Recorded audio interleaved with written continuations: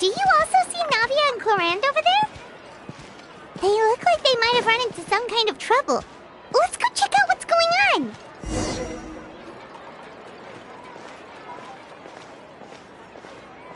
on. Still no dice? Not at all. And I've asked pretty much everyone in the court of Fontaine already. Lynette's ears drooped as soon as she heard that we'd have to be out and about for days on end. And Fremine, he hid himself under his helmet as soon as he realized there'd be people around that he didn't know. What about Chiori and Charlotte? I feel like both of them would be more than up to it.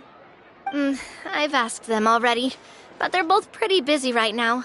I just gave the members of the Spina a few days off, too, so I don't want to bother them either. This is getting pretty difficult. Navia, Clorinde, what's up? Oh my. Well, if it isn't my dear partners. How are you all doing? Huh. Navia? Huh? Oh, you mean... Yep, this is our chance. Do you need our help with something? Oh, precisely. My dear partners, we've got a huge problem right now that only you can solve. Whoa, for real? Absolutely. We've already exhausted all our other options. Traveler, Paimon, would you join us and play Marechaussee Hunter Judgment Day? Marechaussee what now? It's a new game script by the Tabletop Troupe, a local roleplay adventure club. Ever heard of the Tabletop Troupe? They put out games that allow you to participate in a story and roleplay characters with your friends. Oh, I've loved their stuff ever since I was a kid. That sounds super interesting. Clorinde and I are both veteran members of the club.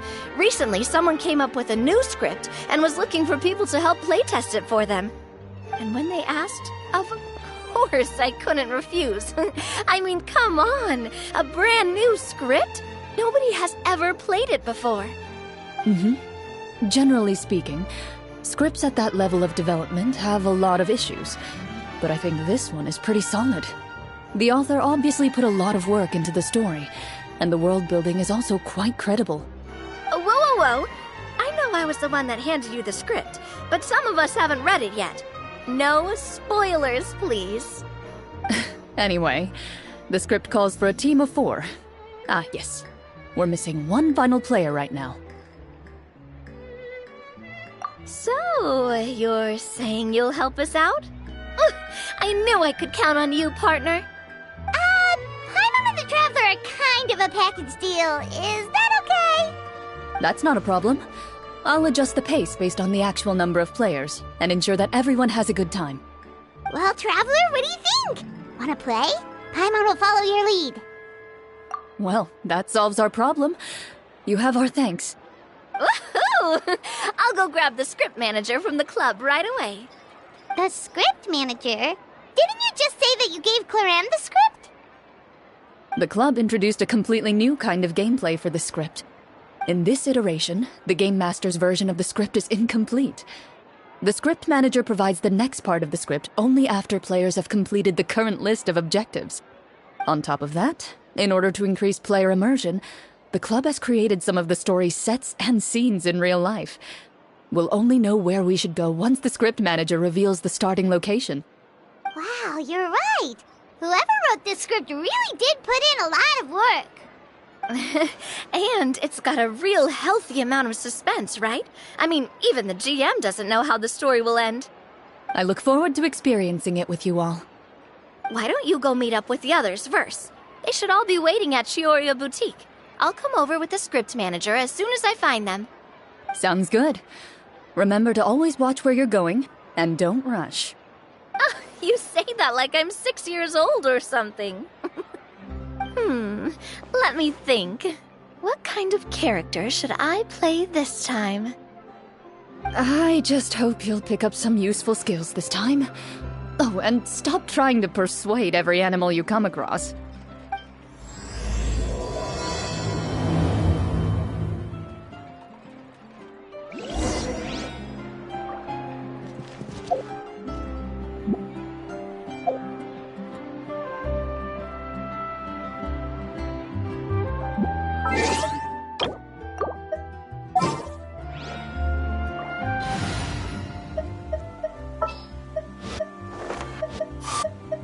I'll take the lead today.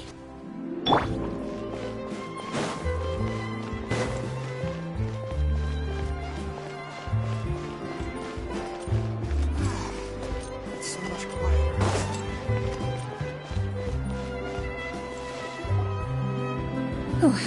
Sorry to keep you waiting. You're back! Huh? And you've got the Traveler and Paimon with you, too! What a pleasant surprise. I assume you'll be joining us for the game then? Linny, Farina! Paimon didn't know you were playing too. Are you also members of the tabletop troupe? I'm more of a casual member, if anything. I haven't taken part in many formal club activities. Lynette Fremine and I play something similar at the Hotel Bouffe Tété sometimes, but I'm usually the GM. Still, I'm sure it'll be fun being a player for the first time. I'm looking forward to it. Well, I'm not a member of the club at all. Clorinde simply woke me up first thing this morning, said there was a good script worth experiencing, and asked if I wanted in. If you're interested, I can give you a referral.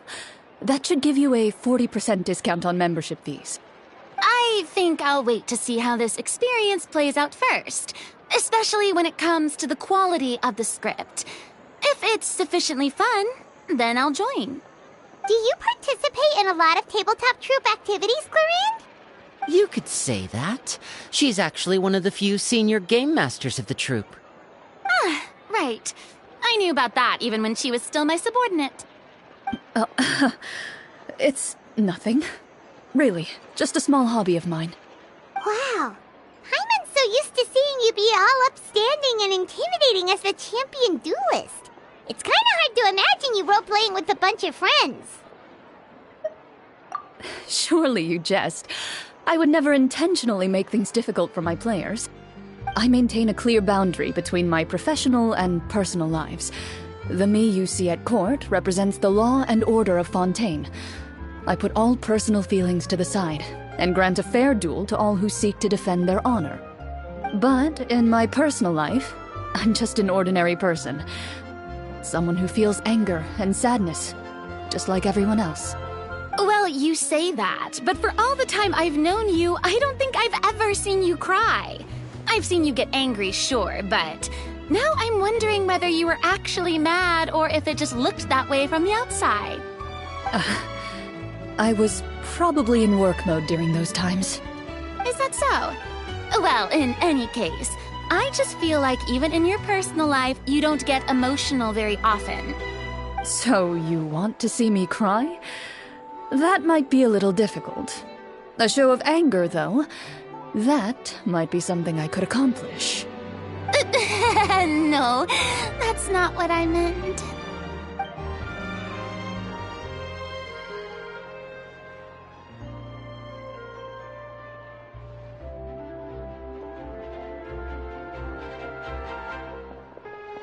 I'm back! Here, allow me to introduce you to the script manager, Mr. Florian. Pleasure to meet you all. Hello. Wait, are you a champion duelist too, Mr. Florian? Oh, no. This is just the costume provided by the club. I occasionally play a few of the roles in my scripts. That sounds like a lot of work. It's nothing. It's the least we can do to give the players a more immersive experience. Anyway, allow me to give you a brief introduction of the script. This script was adapted from the real history of the Marashose hunters. You all will play the role of hunters from a bygone era and resolve a series of events unfolding in the capital.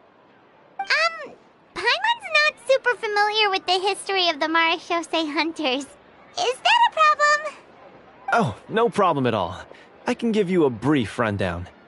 So, basically, Marashose hunters were people who dedicated themselves to hunting monsters and protecting the city by using a special swordsmanship technique passed down over generations. Their story can be traced back to the ancient Remurian dynasty, as well as the first hunter, Cassiodor. But I'll leave the finer details for you to seek out and discover later. And I'll provide additional commentary as the story progresses. In that case, brave hunters, are you ready to set out on an unknown adventure?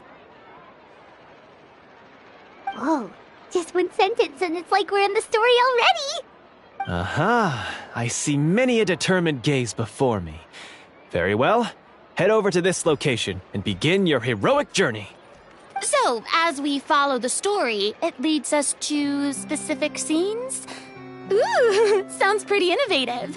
What does the message in the envelope say? It's the exact location of the scene, as well as the formal permission to use the venue. Seems like they have everything prepared. Please check all your belongings, everyone, and make sure you haven't forgotten anything. Once you're ready, please follow me to the designated location. Sounds good. Hunter Squad, move out!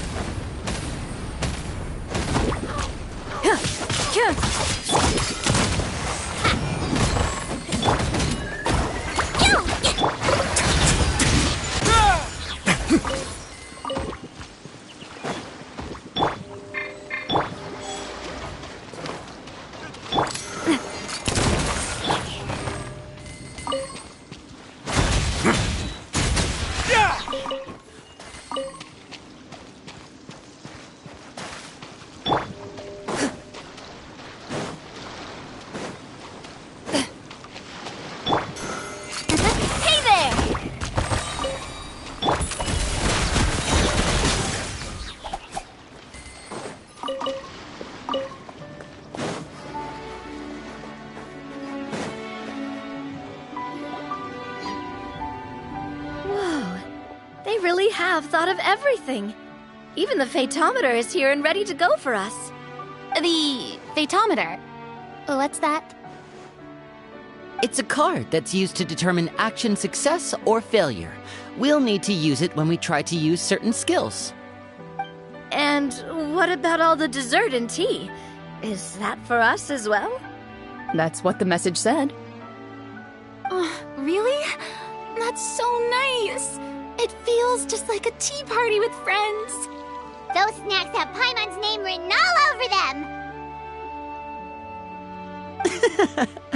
I think you might be more of a snack hunter than a Marashose hunter, Paimon. Snack Hunter Paimon reporting for duty. If there are delicious snacks to be found, Paimon will track down every last one. The desserts are great. But I'm still looking forward to the story more than anything. Very fair. Then, let us begin.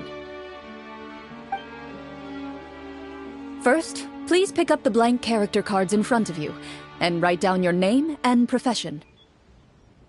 You can find an abbreviated version of the rules printed on the back of your character card. If you have any questions, feel free to ask me. In this story, everyone is a Marashose hunter. To reflect this, the club has prepared a small badge for everyone. Ooh, nice!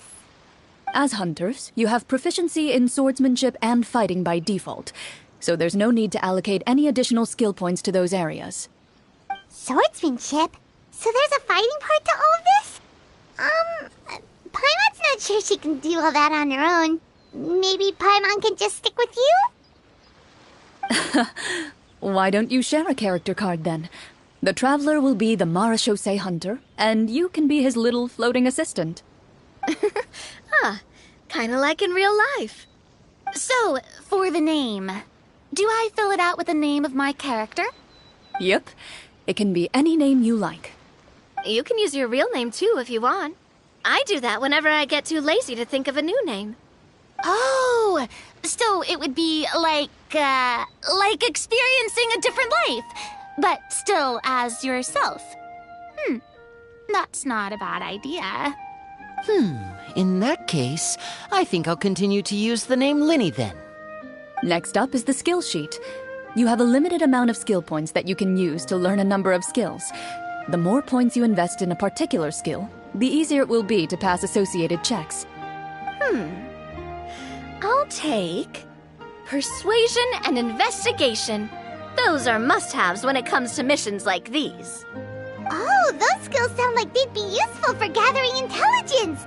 Good idea, Navia. Just as expected of a veteran player. So should we also take those skills then? Not necessarily. Since we're working together as a team, we could leave the negotiations to Navia and use our skill points to pick up other useful skills. For example, I think I'll take stealth and sleight of hand. That will give us more options if we run into any situations we can't negotiate our way out of. Oh, interesting. I wasn't thinking about it like that. I suppose it's not so different from an acting troupe. Everyone has their own role to play. Let me see. I'll take arts and performance. I'm not quite sure what use they'll be, but I'm not as knowledgeable about the other skills, and I'm not too confident I'd be able to roleplay them well. Well, that leaves us. What do you want to learn, Traveler? Oh, something that'll help you get a read on other people's thoughts. Sounds useful. Ooh, so you want to help people when they're injured. That's nice of you. So what do you think? Are you sure you want to learn these two skills? Let's see. Oh, looks like you each have enough points to choose one final skill. You've all picked such classic skills. It's fine to go a little bit out of the box, you know. Why do I get the feeling she's getting ready to cause trouble? For example, this one here. Summon. Doesn't it sound super mysterious and cool? Oh, I saw that one just now as well. The description says, this skill can be used under certain circumstances to summon characters or creatures that fit the script's world-building rules. The script's world-building rules, huh? But how are we supposed to know what a Marachose hunter can summon? Oh, that's not for us to worry about, my friend. Just learn the skills that interest you, and the GM will take care of the rest. All right, you've convinced Paimon. Let's learn summon then. Paimon can't wait to see what kind of thing shows up. Well, now that everyone's more or less finished creating their characters, we can begin. Since two of our players are doing this for the first time, though, let me ask. Would you like to play on easy mode or authentic mode? What's the difference between the two? Well, in role-playing games, the story sometimes changes based on the decisions of the players and the results of the Fatometer. For example, if you fail a check, that means you cannot use the target skill in that scenario. A critical failure may even result in further negative consequences. If you choose to play in authentic mode, every time you elect to use a skill, you'll need to use the Fatometer to see whether you succeed or fail, and face any consequences that may follow. If you choose easy mode instead, every check will be successful by default, and you won't have to worry about luck playing a factor.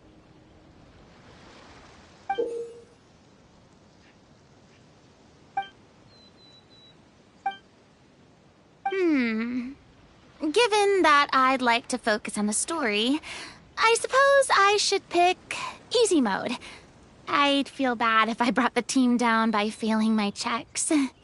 Huh? Oh, come on. Don't worry about that. RNG is the lifeblood of role-playing games. I'm going with authentic mode for sure. Never knowing what you might have to overcome. Ugh, doesn't that sound exciting? I'd rather be mentally prepared for what might happen. All right, then I'll mark down Farina for easy mode. All her checks will be successful by default. As usual, Navia and Linny will play on authentic mode. What about you, dear partner? How would you like to play? Are you sure? Take your time. There's no rush. Are you sure? Take your time. There's no rush. Are you sure? No need to worry about the pesky phaetometer. Pretty good choice if you just want to relax and play the game. Honestly, I don't think Clorinde would make things too difficult for us no matter what the phaetometer says. Isn't that right, Clorinde? No promises. That wasn't super reassuring. Well, anyway, enough talk. Let's get started. I want to experience at least a good chunk of the story today. Speaking of the story, why is the beginning scene on a beach? Well, that's because... a long time ago, back when human civilization was still in its infancy, powerful demons and evil sorcerers ruled over the land. They created a host of monsters and sent them to slaughter all humans in existence. Soon, a group of human rebels banded together. With their swords raised, they swore to brave the darkness, and in doing so, subdue each and every monster that sought their destruction. They became known as the Marachose Hunters.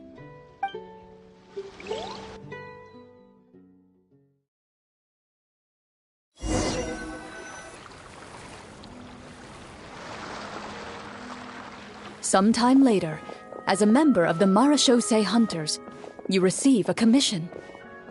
Following the address provided on the message, you take a boat and arrive at this strange city. As you inhale, you can taste the slightly salty air of the docks as you begin to survey your surroundings. There aren't many people in the vicinity, but you do take note of a few others who, like you, seem to be sizing up this place. Your eyes meet, and you realize these people are fellow Marachose hunters, likely led to this location after receiving the same commission as you.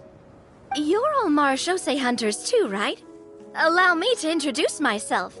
The name's Navia, monster hunter by trade and helpful neighborhood businesswoman on the side. What say you to traveling together? We can help each other out on the road. Okay, count me in. My name is Linny. I've been wandering since I was little and picked up a few less than legal tricks along the way. I was adopted by a Marachose hunter and later chose to follow in his footsteps. Is this where you introduce your character to everyone? It sounds like they've done this dozens of times. My name is Farina, and, I grew up in a noble family. I always had a strong interest in performance and the arts. Even though I'm a Marachose hunter, what I really want is to be a performing artiste. Hey, that's really cool. You can do it, Farina. That's exactly how it's done. Paimon is Paimon, a good friend and companion to this Marachose hunter right here. I've been studying medicine ever since I was a child. I want to do my part to eradicate these monsters and use what I've learned to heal others. Oh, welcome, welcome. When we face the monsters, I'll make sure to charge in front to give everyone some cover. You can take care of the healing at the back. You open your envelopes at the same time. The message reads, "To the honorable and trustworthy Marachose hunters, our kingdom is currently facing a grave crisis. The lands outside the capital have been overtaken by monsters, and our people are being led astray by forces of wickedness. We beseech you, please help us resolve this crisis and return peace and stability to our home. Huh. The layout of this city looks super familiar. It kinda reminds Paimon of Mondstadt! The scriptwriter must have used a real-world city as a reference when coming up with the map. As experienced hunters, the layout of the city reminds you of places once traveled. You recall the sight of tree-lined streets and the gentle tranquility of days gone by. Yet, as you regard the city in front of you, it appears to be little more than an empty shell. Its hollow gates are open to you, beckoning you to come forth and bring salvation back to the town. I carefully read every line of the letter and turn my attention to the signatures at the bottom. Who issued this commission to us? You see a long string of unfamiliar names. It would seem that many of the residents of the city issued this commission together. They sensed that things were not right within the kingdom and sent a distress signal to the outside world. In that case, why don't we take a walk around the city and see if we can learn anything from the local residents? Oh, good idea. We might be able to get some leads on the monsters and bad guys we're after. You look up and see a tavern nearby. It appears to be open for the day. Why don't we go check out that tavern? If the novels I've read are anything to go by, taverns are usually full of information.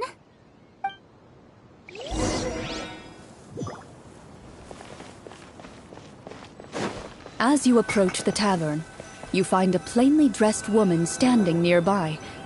She appears to be rather troubled about something.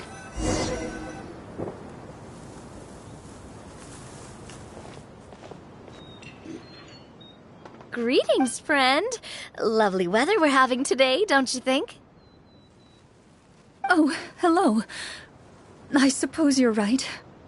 The weather today is quite lovely. If only those monsters out there would stop causing trouble.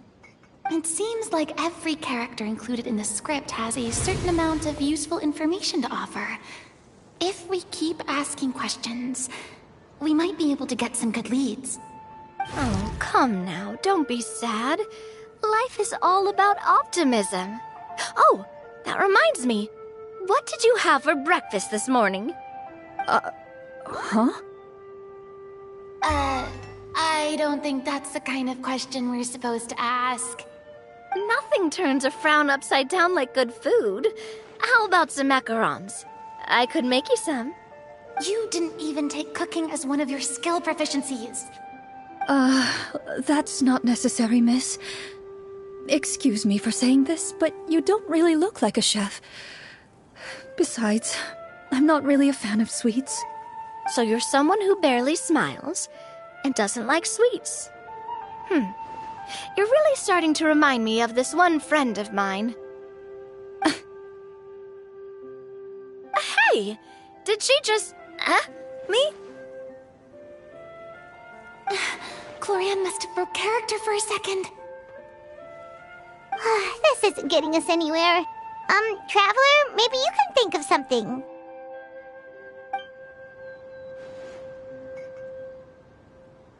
The results of insight checks aren't disclosed to the players, so I'll be the one consulting the phaetometer.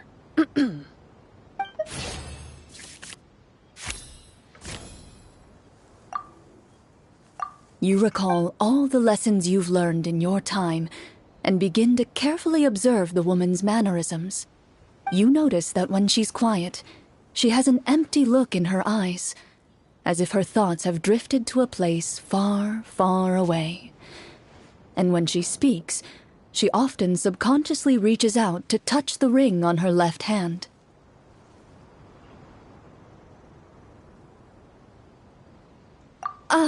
So you noticed. That's a little embarrassing. A horde of monsters suddenly appeared near the capital recently, so all the guards were dispatched to fight them.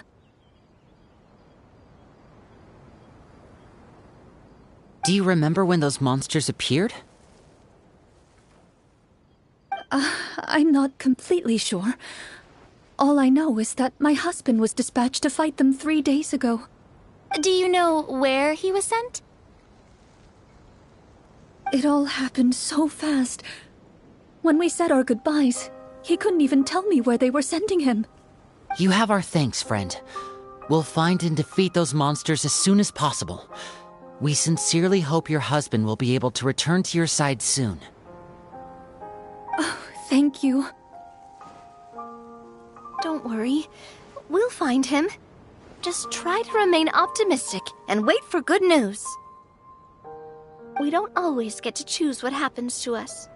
But we do get to choose the little things, like what we eat and how we respond to the things life throws our way.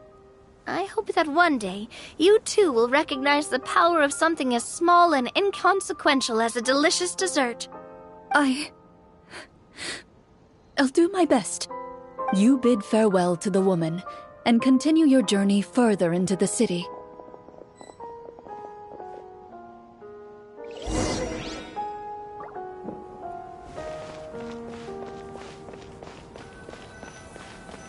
As you venture further into the city, the streets appear largely empty. An elderly woman walks past. You see her shake her head as she puts away her wrinkled wallet. A nearby merchant folds his arms and gives you a disdainful look. You get the impression that he's someone who has long gotten used to the sight before him.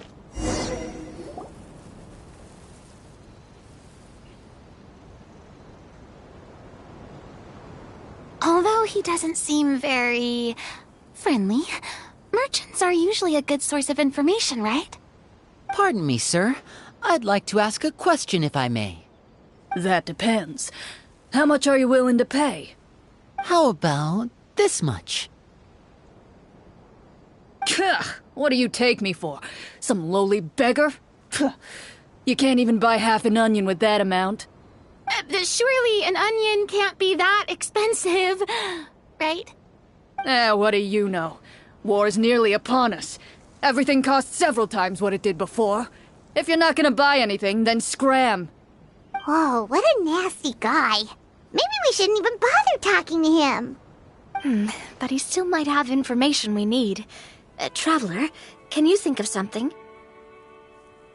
Sir, we came to this city to solve the very problem you seem to be referring to. The war you mentioned, would it happen to be against the monsters outside the city? If you happen to be well informed and know a thing or two about what's going on, we'd appreciate it if you could share that information with us. After all, the sooner this problem gets resolved, the easier it will be for you to do your business.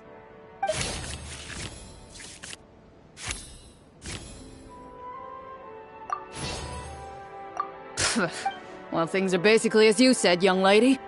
Those monsters are camped outside the city, and they've been destroying all our trade routes. We have limited reserves within the city, so if this continues, we're all gonna be in big trouble. Wait, you're saying no one has put a plan in place to distribute supplies or maintain order? We could all starve and those nobles in the palace wouldn't even break a sweat. Who knows? Maybe they've been in cahoots with the monsters all along. That is concerning. All right. That's all the information you need, right? Off with you now. I've still got business to do. You know, if you smiled a little more, you'd definitely get more business. And I bet that would make your life just a little bit sweeter. I'm not saying it's guaranteed to work. It's just a tip.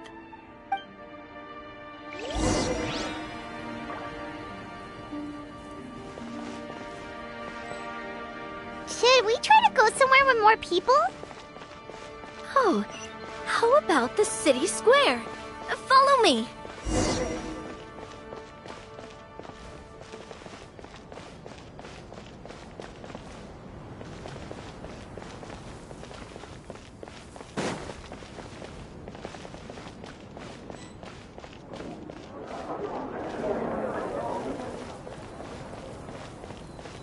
Before you lies the city's central square. You see a man with a slightly anxious look on his face, pacing back and forth. his head hanging low. He doesn't seem to notice your approach. Still immersed in his own thoughts, he shakes his head and lets out a long sigh. This guy seems promising enough. Maybe I can get some information out of him. Hello, sir. Is there anything I can do to help you? Wait, you're... I'm... Oh, dear goodness! You're a Marashose hunter! You recognize us? Ah, are you one of the people who wrote the commission letter? Yes! Oh, I didn't expect you to actually come. Oh, what great news! The city is saved! What happened here? Alas, we once lived comfortable, carefree lives. This city used to be free of monsters. The first Marashose hunter, Casiodor, the Golden Hunter, he was the one who drove them back. However, monsters have once again surrounded the city. Perhaps the seal that kept them at bay has lost its power. Or perhaps an evil sorcerer has been meddling in our affairs. All I know for sure is that their return has stripped the city of any chance at peace. Are there not enough soldiers to drive them out? It's not a question of numbers. The guards simply have no idea how to deal with them. Most people my age have never even seen one of the monsters, much less been trained to fight against them. What's worse, many of us don't even know the history of the Marashose hunters anymore. When I was a child, though, my grandfather would tell me stories about how the Marashose hunters drove back the monsters. So, on the off chance that something might come of it, I decided to reach out to you. To be perfectly honest, I was starting to think all those stories were just tall tales. But now that I've seen you in person, I finally know that it was true! Well, you can rest easy, friend. The righteous and formidable Marashose hunters are on the case. The man is touched by your determination and resolve. His eyes begin to well with tears of relief. Still, if we are going to hunt the monsters, we need to know where to find them. Can you give us any leads? All I know is that the area outside the city is dangerous. I'm afraid I can't point you toward a specific location. Oh, although, if you leave the capital through the main gate and follow the road, you should run into a group of guards. They might know more about where to find the monsters. I see. We'll go look for them then. All right, be careful. Oh, and one last thing. The monsters outside the city are just part of the problem. There are evil sorcerers inside the city as well, so be on your guard. They're actively working with the monsters, and have corrupted the court ministers with malicious magic. They're the reason why, even inside the city, everything has been a giant mess. Even one of our kindest ministers has turned into a boorish and unreasonable figure, interested in nothing but enacting laws that exploit the people. Who knows how much longer we'll be able to go on like this. Talk about being stuck between a rock and a hard place. I feel bad for him. Maybe we should try to cheer him up? Hey, not everything can be solved with food. I appreciate your kindness, but for now, it's more important to focus on the crisis at hand. Brave hunters, I leave the future of this kingdom to you.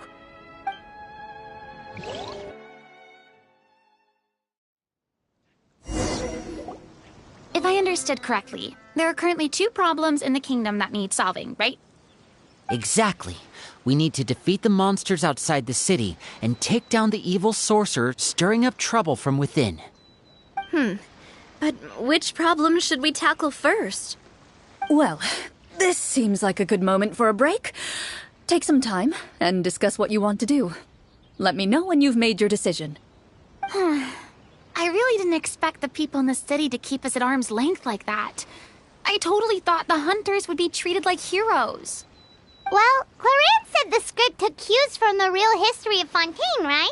Maybe the real-life Marashose hunters were also treated like that. I wouldn't say it's a perfect representation of history, but there are definitely some similarities. Would you like to hear more about it? Sure. As long as it doesn't spoil anything in the script. You've brought up bits and pieces of the Hunter's history before, but it was all in passing. Paimon wants to know too! The Hunters were super powerful, right? Were they all from a special line of supernatural beings or something? Kind of like the yokai in Inazuma? No. All Marashose hunters were ordinary mortal fighters. The only thing that set them apart were the special sword techniques passed down over the centuries. Huh? So you mean anyone could become a Marashose hunter? In theory, yes. All you would need to do is survive the rigorous training and master the swordsmanship techniques required to fight the monsters. Still, most people dropped out at the early stages, and others called it quits the minute they saw a monster in person. To become a hunter, you must be strong in both body and mind. What kind of monsters did the hunters fight exactly? Oh, and the evil sorcerer the script mentions. Did they exist in real life too? The land of Fontaine once played host to an ancient dynasty known as Remuria. After that dynasty fell, monsters began to appear, intent on obstructing humans from establishing a new social order. One of the ancient sorcerers of Remuria used his power to assemble a formidable army of golems. He sought to use that force to establish himself as king. Now wait a second. Don't tell me that guy was the inspiration for the evil sorcerer in the script. We still haven't found any in-game information on him yet. So, why don't you talk about someone else for now?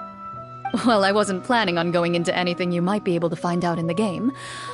But if you want me to talk about something else, then... How about Casiodor, the Golden Hunter?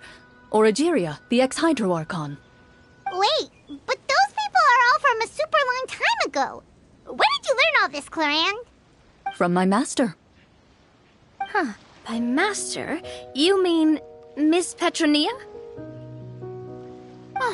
Is someone you know? Absolutely. Miss Petronia and my father were good friends.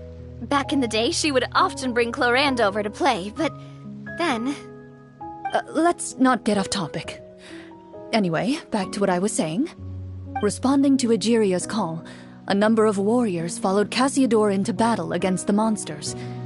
This group of warriors, under Casiodor's leadership, became known as the Marashose Hunters. Yet, as Fontaine entered an era of peace, their work gradually became obsolete. The Marashose Phantom, originally an association made up of hunters, eventually came to be predominantly comprised of Melusines. Ah, I see. That explains why most of the people in the script have forgotten the hunters or think of them as nothing more than a legend. Is that really a bad thing, though? It can get tough always being the one shouldering everyone's expectations. Depends on who you ask, I suppose. If the name of the organization no longer commands respect, investigative work is bound to suffer. Speaking of investigations, which problem should we tackle first? Monsters or evil sorcerer? I vote monsters. That's the main duty of the hunters, right? We can come back to the sorcerer later. Well said, Miss Farina. Plus, if the sorcerers really are the masterminds behind this whole thing, defeating the monsters could give us some clues on their intentions as well. What about you, partner? What do you think? I mean, you're not wrong. But those characters are usually the ones pulling the strings behind the scenes. More often than not, they're very formidable opponents. Going after them now might be jumping the gun a little bit. We don't want a total party kill on the first day, right? With Clorinde as the GM, I wouldn't rule out the possibility.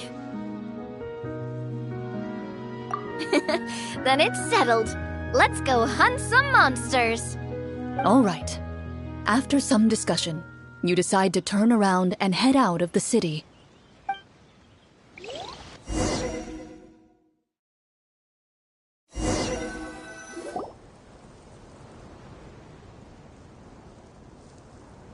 Let's take a look around, like that guy said.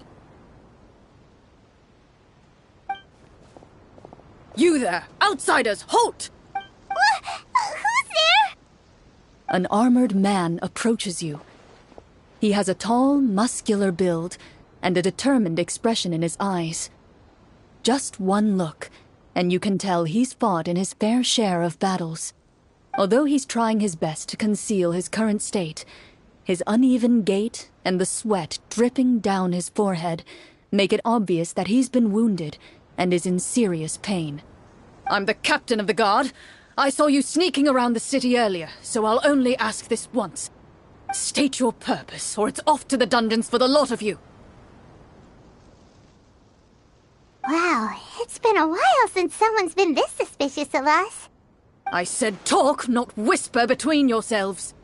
Have you ever heard of the Marchese Hunters? Marachose hunters? Ha! That fairy tale, you mean? What, you expect me to believe you're one of them?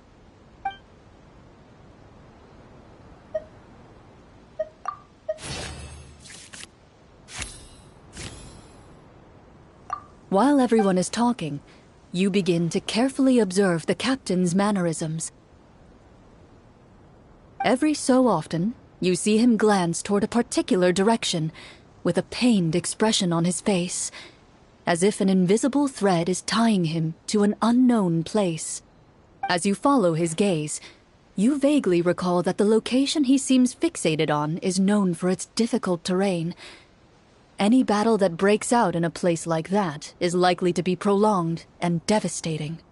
Is that where the monsters are? Outside the forest in the area with the difficult terrain? The captain is taken aback by your sudden question. Still, his shock only lends credence to your theory.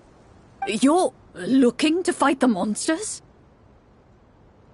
Well, we're Marchose Hunters after all. You could say that's basically our job. He shakes his head and continues to regard you with skepticism. In the end, he decides to inform you of the locations where the monsters have appeared. Those monsters aren't easy to deal with, but if you insist on going, I won't stop you either. I just hope all the guards will be able to come back to their families alive. I wish you the best of luck.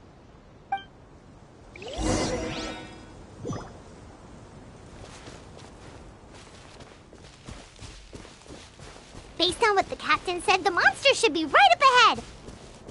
Let's go. Hopefully we're not too late. As you approach the battlefield, you see numerous people lying by the side of the road. They appear to be dressed like guards. Their faces are filled with desperation and terror. Some are screaming and cursing in vain, as if still trying to banish the monstrosities they saw from their minds. A few of the wounded look up at you in shock and disbelief. Quick, leave this place. Turn around and don't look back, they yell.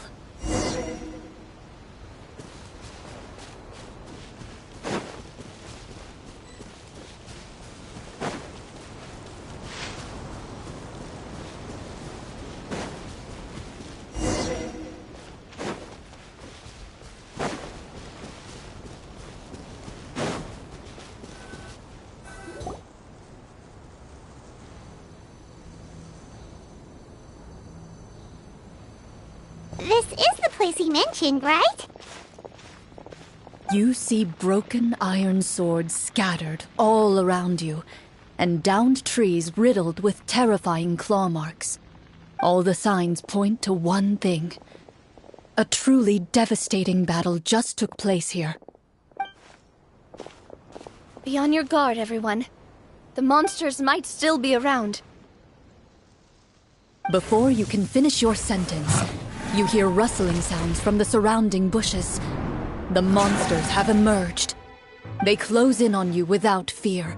You get the impression that, in their bloodthirsty eyes, you're just another meal for them to devour. A little help here! This thing wants to eat Paimon! Your battle round begins now.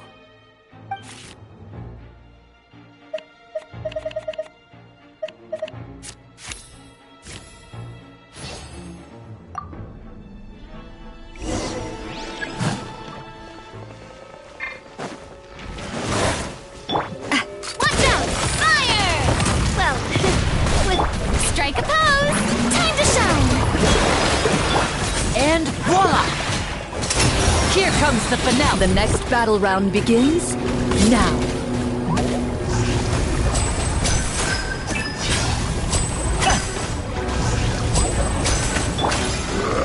This one's got your name on it! The monsters let out a terrifying roar of anger and resentment before dissipating into thin air. Ugh, thank goodness it's over. We're lucky the Marashose Hunter class came with all those preset skill points.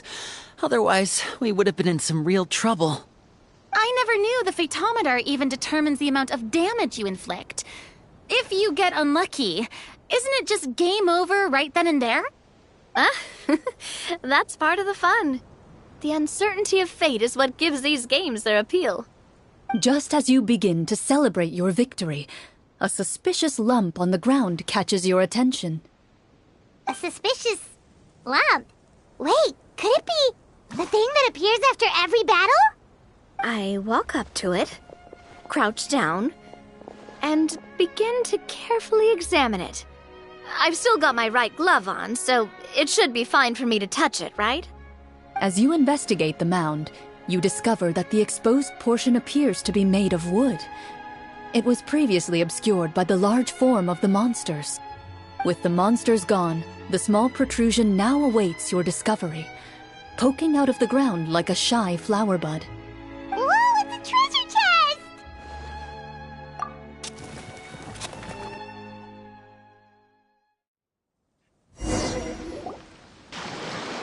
With everyone's help, you successfully excavate the wooden chest from the ground. Even without opening it, you can tell from the mora and jewels scattered around the chest that it must contain quite the fortune. Makes sense. We worked hard for this. Let's open it and we can share what's inside. I can understand your excitement, Paimon, but think about it. Doesn't it seem like there are people out there who need this treasure more than us? Yeah. Think about all the people suffering in the capital. Or all those guards who got hurt fighting the monsters. Wouldn't it be better if we gave the treasure to them? Wait, is that how it works? Paimon thought since we were the ones to dig it up, we could just take it for ourselves. Well, let's put it this way. Any decision you make during a role-playing game can impact the future course of the story. But would the people really believe us? It's hard enough for us to prove we're Marashose hunters. What if they think we procured the treasure illegally? They might get even more suspicious of us. That's definitely something we should consider. Maybe we can come up with an explanation in advance. Well, if donating it could cause that much trouble, why don't we use it to buy some gear and fill up on good food? Then we'll be ready to fight even more bad guys. Looks like you're facing a difficult choice once again. Well, it's getting late. Why don't we call it a day for now? Wow, where did the time go? I'm not sure if it's because I'm having so much fun with you all or because the story is particularly enticing, but I feel like I could almost keep going. Here, here. Ooh, how about we play through the night?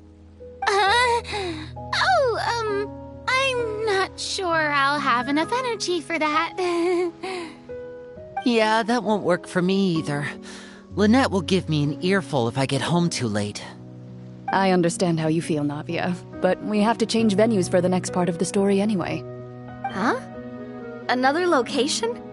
Mm-hmm. There's a special note for the GM at the end of this section that says to proceed to an indoor set for the next part of the script.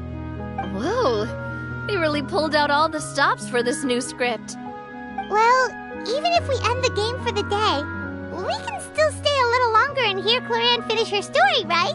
Paimon wants to hear more about the history of the Hunters. Something tells me you just want to finish the free desserts before we break for the day. That's just a coincidence, okay? Besides, to Paimon, not finishing free food feels even worse than having to buy her own. And anyway, Paimon really does want to hear more about Clorinde's master. Well...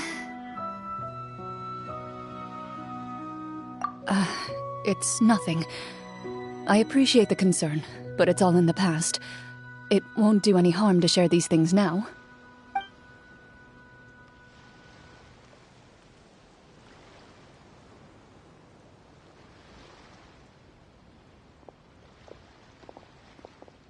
My earliest memories are of living with Master. According to her, she saved me from certain people of ill repute. My birth parents had left me behind some time before that. What a heavy beginning for a life story. Master was a fascinating individual, if inexperienced in the ways of raising children. My first ever toy was a short sword. Although I suppose it wasn't so much a toy as something Master removed from her waist and handed to a noisy child in need of distraction. Oh, wait, so she handed an actual sword to a child? Isn't that dangerous? Did you hurt yourself? Of course I did. I cut my palm and bled quite a lot. But Master was not concerned. She just stood there and casually lectured me about it. See, that's what you get for not holding the sword properly, she told me. She then crouched down next to me and said, "Give me your hand. I'll teach you to bandage this wound. After that, it's time to learn how to truly hold a blade." Excuse me for asking this, Clorinde, but how old were you exactly when all this happened? Probably around, 3, give or take. 3? Isn't that when most kids are still struggling to hold a fork? As I said, Master was rather inexperienced in the ways of raising children. She believed trial and error was the best way to teach a child what they're capable of. I'm not so sure this is a question of experience. I didn't see anything wrong with her ways at the time. And anyway, children don't get to choose how they're raised. Oh, she did bring me back a pet from Liyue once. It was a Geovishap hatchling. A Geovishap hatchling? For a pet? That seems even more dangerous. What she said was this: make sure to get along, you two. If you really can't agree on something, just settle it with a fight. Whoever loses is the real pet. And how old were you when this happened? 5. Well, did you win? No, I lost.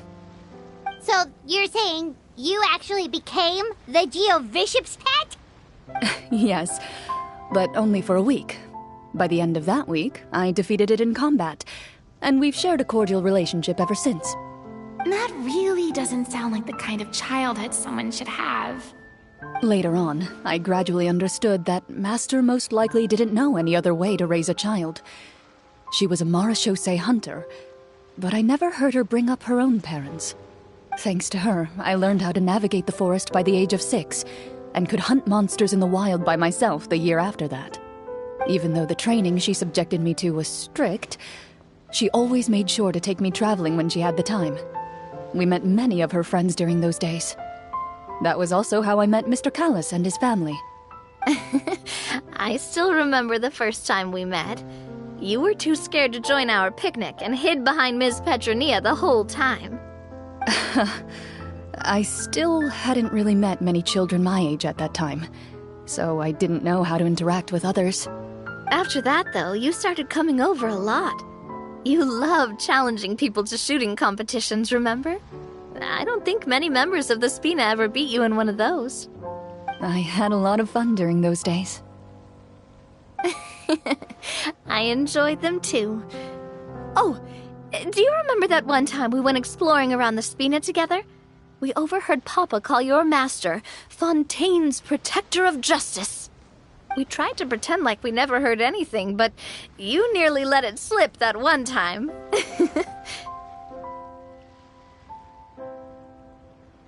Protector of Justice? Oh, wait, you mean that vigilante hero from 20 years ago? The one who is always active at night? Yep, that would be her. She often would put on a black cloak and go out at night. I never knew where she went or what she was doing. Until, like Navia said, we overheard the truth from Mr. Callis that night. 20 years ago, huh? I still remember the guards leaving all kinds of witness reports about her on Nervalette's desk.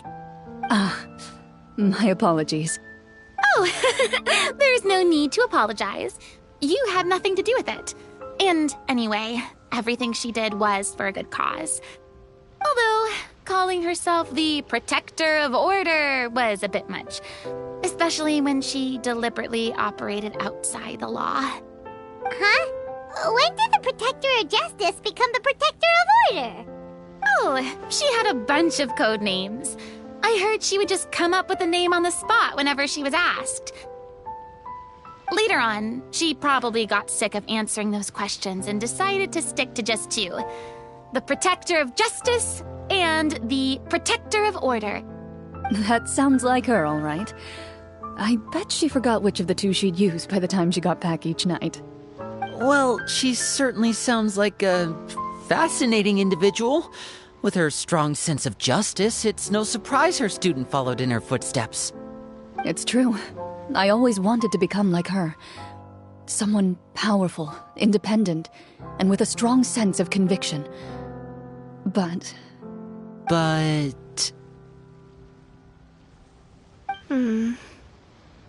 She suddenly disappeared the night I turned 10 years old. Disappeared? What happened? I have no idea. She didn't even leave a note. I was never able to find out where she went. That night, I was celebrating my birthday at Navia's house. But Master never came to pick me up. When I returned home on my own, it was to an empty house. When she still didn't appear after a few days, I went to Mr. Callus's house to ask about her whereabouts. But he only shook his head. Papa probably didn't know either. I know he sent a few people to investigate the matter in secret, but they never found any credible leads. Don't worry, I understand. To be perfectly honest, given Master's personality and way of doing things, it all made a lot of sense. If I had to guess, I'd say she probably used it as an opportunity to force me to become independent. Just like how, when a litter of kittens reaches a certain age, the mother willingly leaves them behind. Were you upset, Clorinde?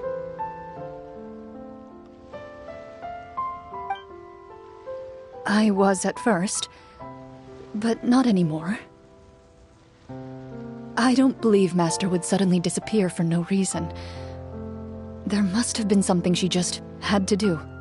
Well, despite everything, you still managed to follow in her footsteps and become the greatest champion duelist in all of Fontaine. You're practically a living symbol of law and justice.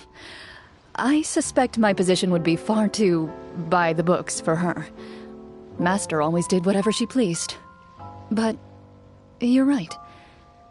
I suppose I do take after her in some ways. Who knew Clorinde had such an interesting past? I never had the chance to ask her about it before. I wonder... if Clorinde's master were the champion duelist back then, would that duel against Mr. Callus have gone differently? Oh no. Judging by the atmosphere, Clorinde and Navia are probably thinking something similar. The mood just got super awkward all of a sudden.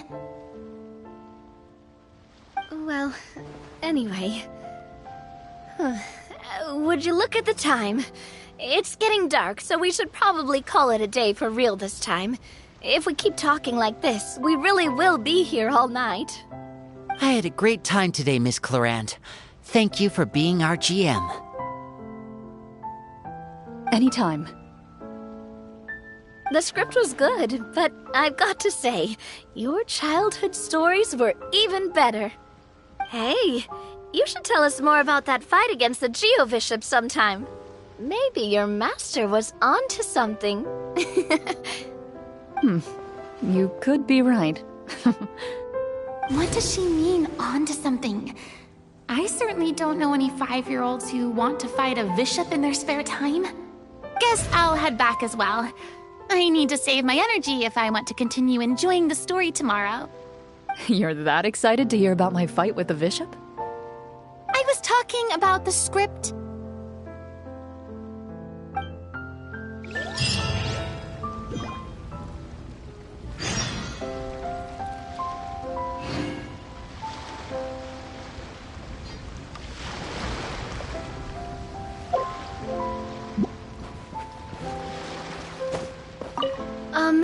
Just between the two of us, could you tell me what it was like to be the Geovishop's pet?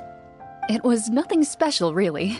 Geovishops don't understand the concept of a pet. So, basically, it just headbutted me whenever I entered its territory. And that hurt? Yeah, it hurt. What, something you want to experience for yourself? Oh, I'm good. Thanks.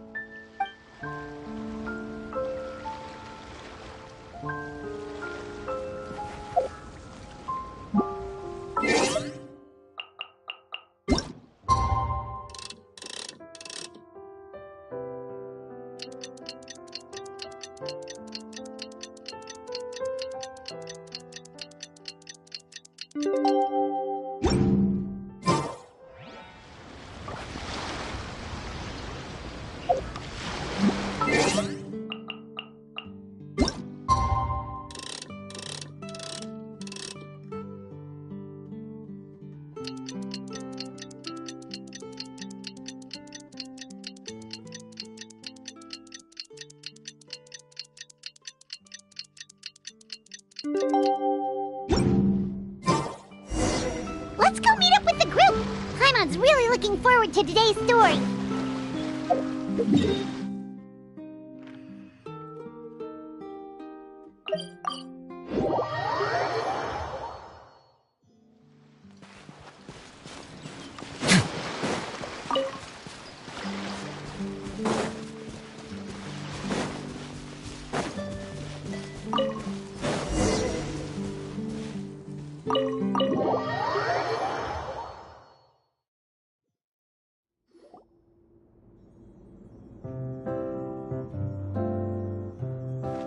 Looks like everyone's here.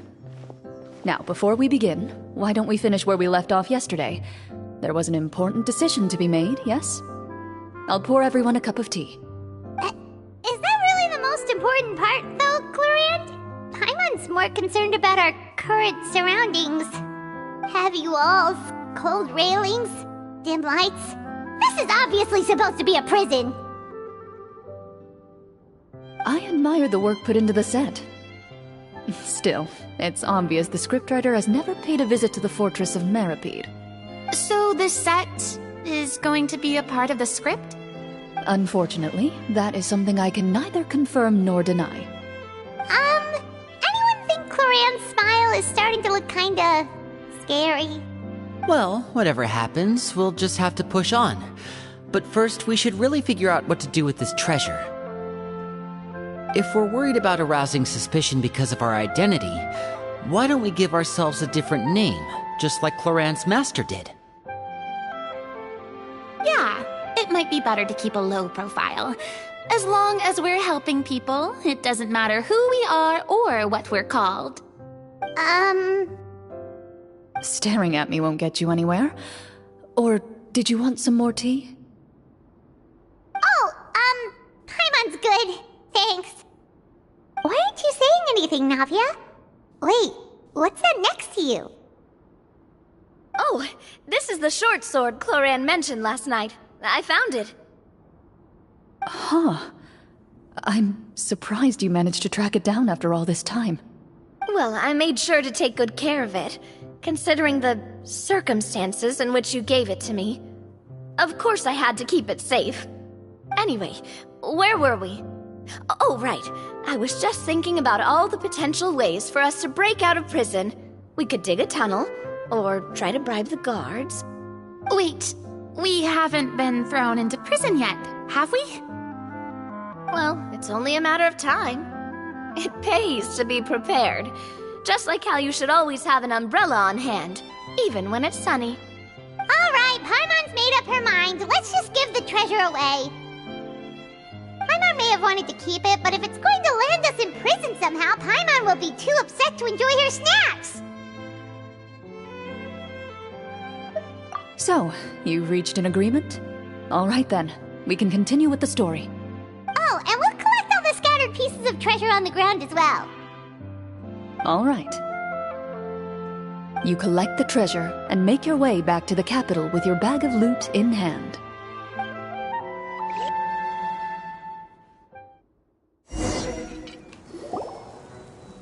The city is still shrouded in a gloomy, oppressive atmosphere, but your spirits are surprisingly high. In places where sunlight struggles to reach, you generously share your wealth with the children, the elderly, and the poor in urgent need of help. Thank you, kind soul. The elderly woman's look of gratitude follows you as you walk away, her eyes never leaving your back until you move entirely out of sight. However, there's still quite a bit of Mora remaining. It appears you haven't made much progress. She's probably trying to tell us to speed this up. We need to hurry up so we can address the sorcerer problem. Should we go find that man again at the square? He seemed like a pretty responsible guy. I'm sure he knows the people here far better than us. Oh, good idea! Just as you start to make way to the square, intent on finding the man again, there's a voice.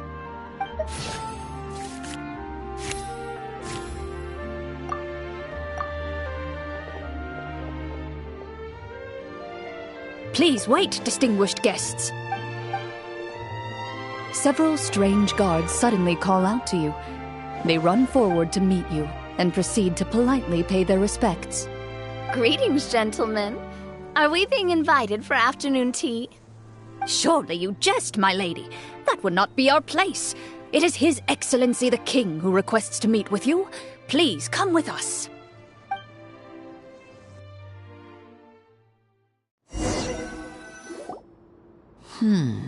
Do you think this could be a trap?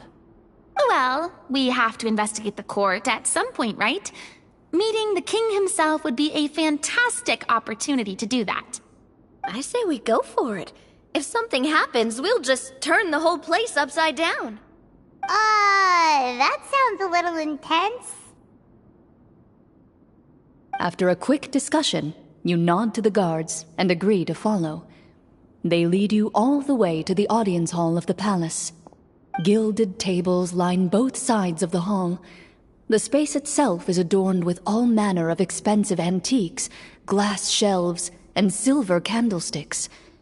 The items appear quite ordinary in size and dimension, yet their presence somehow makes the emptiness of the hall feel even more surreal and ominous. Wow, it's so luxurious! The elderly king, clad in a magnificent robe, sits upon the deep crimson throne before you. He wears above his head a majestic crown, with a gemstone the size of a bird's egg set right at the very front. As you observe it, you see a complex pattern of light reflect off its surface. They're here, Your Majesty. A man dressed in dark clothes, likely a minister, shields his mouth with his hands and bends down to whisper a few words to the king. After a moment, he lowers his hands and stands back up. His gaze shifts to fixate on your group, but he does not move from his place at the king's side. The king does not appear entirely aware of his surroundings. The man by his side, though. We should keep a close eye on him. The king remains still and says nothing. The minister is the one who speaks. Esteemed guests, allow me to thank you for coming to our faraway kingdom. Unfortunately, His Majesty the King finds himself quite exhausted from work. So please allow me, his Prime Minister, to welcome you in his stead. I've heard tell that your group, the Marechaussee Hunters, used your exceptional ability with the sword to repel the monsters near the capital. Such a great deed deserves to be rewarded.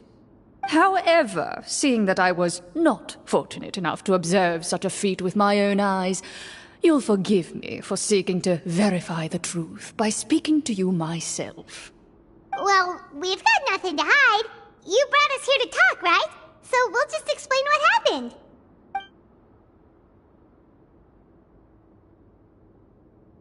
The golem's blades were so powerful, they could cut down trees in a single swipe. It took a lot of effort to defeat them, even for trained swordsmen like us. Well, that was enough details, right? Believe us now? Your account does indeed match those of the survivors. Since you were the ones who defeated the monsters, that must mean you are also in possession of the treasure they stole? Well, we did take the treasure, but... How did he know about the treasure? Ah, then I must ask that you return it at once. It belongs to the kingdom. Wait, but didn't you just say that our great deed deserved a reward? Shouldn't the treasure be considered a part of that? Yes, that was indeed what I said. But you seem to have forgotten a very important distinction. Only that which is freely given by the king can be considered a reward. Taking the rightful wealth of a kingdom without said permission, on the other hand, is a crime. But that's completely unreasonable. Yeah, that makes no sense! If it weren't for us, the treasure would still be buried underground somewhere! Maybe so, yet the fact remains. You tried to dispose of the treasure without reporting it to the court and without receiving permission, yes? What, no answer? Surely you're not insinuating that you, a group of legendary marechaussee hunters, sought to take the treasure for yourselves? Well, what about the king? Is he just gonna let this guy talk for him the whole time? Clad in his magnificent robe, the king remains seated, with his hands resting on either side of the throne. His posture is rigid and unmoving. He stares forward with an empty look in his eyes, completely unmoved by the events before him. From the look of things, could the Prime Minister be the evil sorcerer? Or could both the king and the Prime Minister have fallen under the evil sorcerer's control? I would like to observe the number of guards stationed in the hall. The guards in the palace appear fully armed, their expressions solemn. Sensing the tense atmosphere in the room, they stand at the ready, each with a hand placed upon the hilt of their sword, as if prepared to draw their weapons and surround you at a moment's notice. Well, there goes my plan to turn the whole place upside down, I guess. It appears we've been visited by nothing more than a group of ill-intentioned imposters. What a pity. Guards, take them away and throw them in the dungeons. Before I decide your fate, however, I must first determine whether you have any accomplices outside the court. Can't we try to slip away? Or maybe start some kind of riot? But if we try to fight the guards right now... Don't worry. At least we figured out who's behind all this. Let's just play it by ear. If you're scared, Paimon, just hold my hand. Thanks, you guys. You allow yourself to be led away by guards surrounding you on both sides. It's only when you begin to feel drops of water falling from the dungeon ceiling and smell the stench of death and decay all around you that you finally realize you've stepped into a completely different world. Stay here, and don't try anything funny.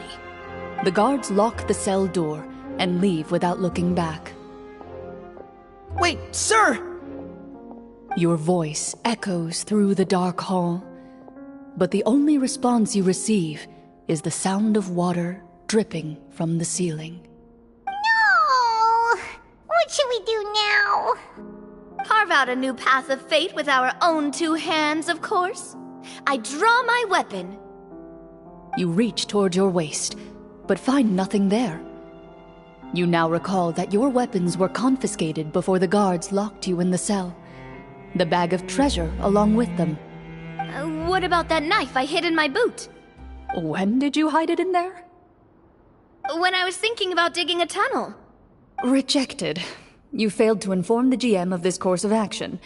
Moreover, the guards would have conducted a thorough search before throwing you in prison. And the keys to the cell aren't anywhere to be seen? Correct.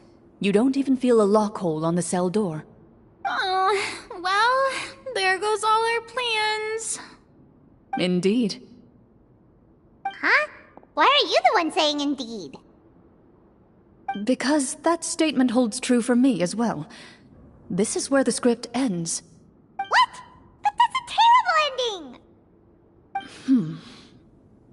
Generally speaking, this should be the point where the scriptwriter gives the players some kind of hint, or gives the GM some kind of code for how to move forward.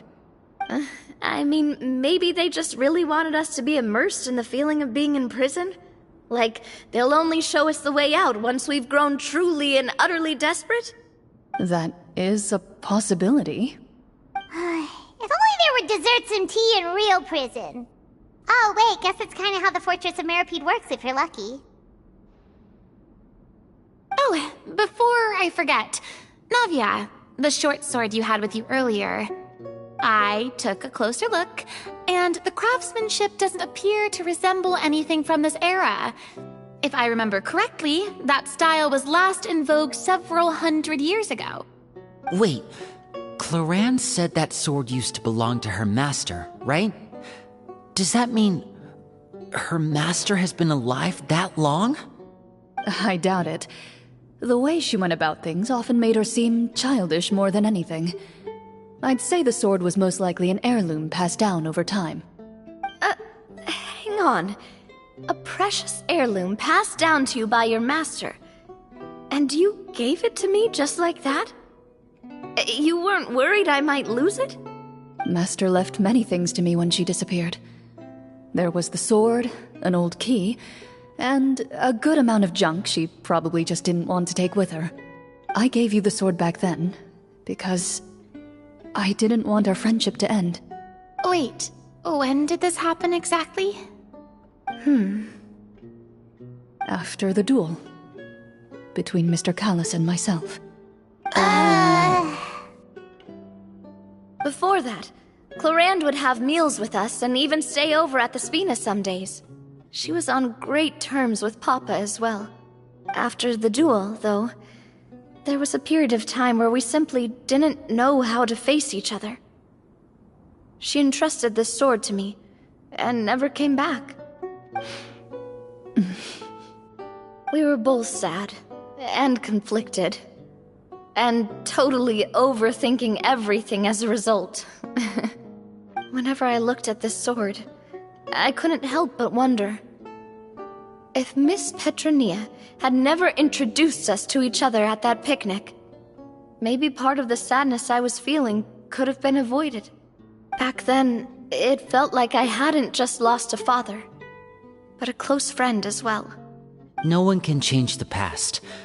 The most important thing is that you two found your way back to each other and can enjoy things like this together. Yep, you're right.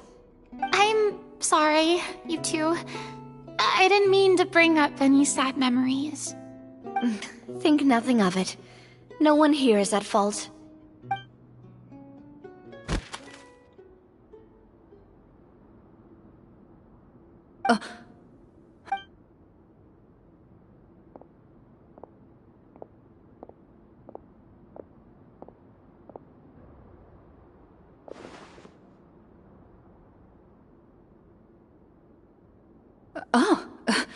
Looks like the next part of our script is here. Perfect timing. The situation was really starting to get desperate.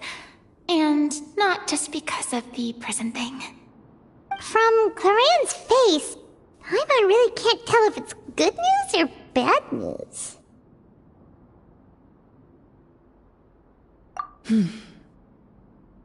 Water continues to drip from the ceiling. In this lightless dungeon, you lack a reliable way to tell how much time has passed. Eventually, you get used to the unpleasant odor of straw, mold, and rust, and find yourselves alternating between fits of drowsiness and despair. Suddenly, you hear footsteps outside the door. Heads up, everyone. Someone's coming. Gather close, everyone, and keep your voice down.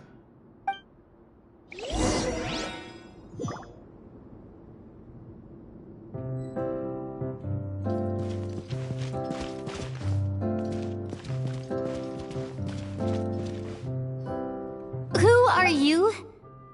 I work as a guard in these dungeons, but my true identity is the same as your own.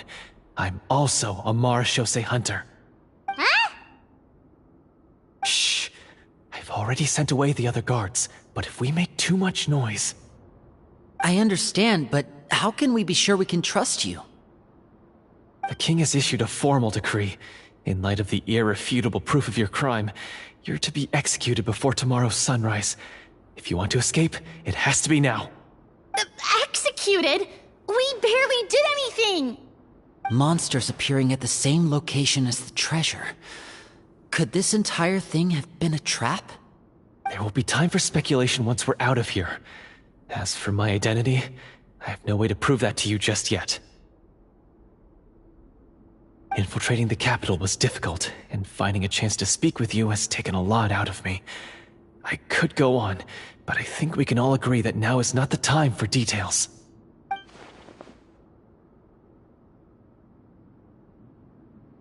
Have you seen our weapons anywhere, sir? Don't worry, I brought them with me. They're just behind the door. Still, these weapons alone won't be enough to defeat the true enemy behind the scenes. His faction is too powerful. The guards are all under his control, and he's even stationed a number of golems in various rooms throughout the palace. To defeat him, you must find a secret vault. It is said that within that vault, the Marechaussee hunters of the past left behind a treasure with the power to defeat the sorcerer. You're not coming with us? No, I'll remain in the dungeons to deal with the guards. I'll try my best to distract them so they don't go after you. As long as my identity is not revealed, I'll be able to aid you when the final battle comes. In that case, please stay safe. Thank you for your concern. I will do my utmost. As for the location of the vault, here, this map should lead you there.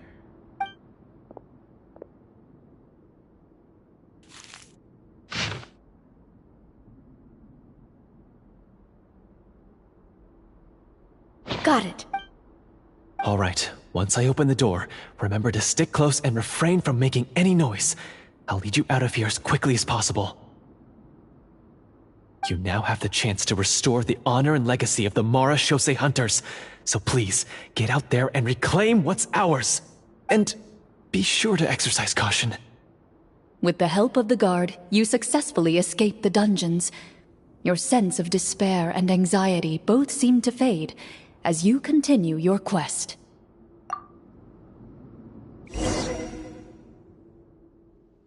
Wait, we didn't get to use our skills at all while we were in prison. Who knows when we're gonna get the chance to use that cool sudden spell? That is a pity, but we can only continue to move forward.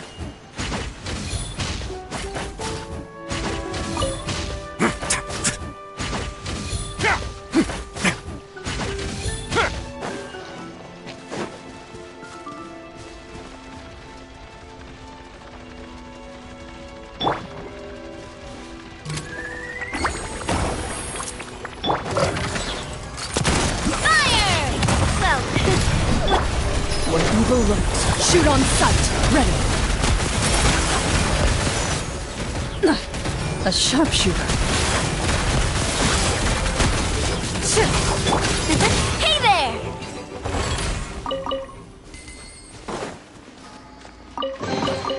I'm loving this treasure hunt.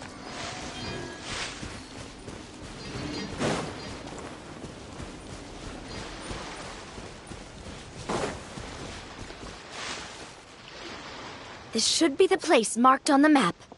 This bit of rock certainly looks suspicious. Well, I'd say an investigation's in order then. Plus, if all else fails, we can just blow it up. Wow, you really meant that! Before you lies a serene stretch of open water, its surface shimmering a brilliant shade of sapphire blue. Well, guess this means it's time for a swim!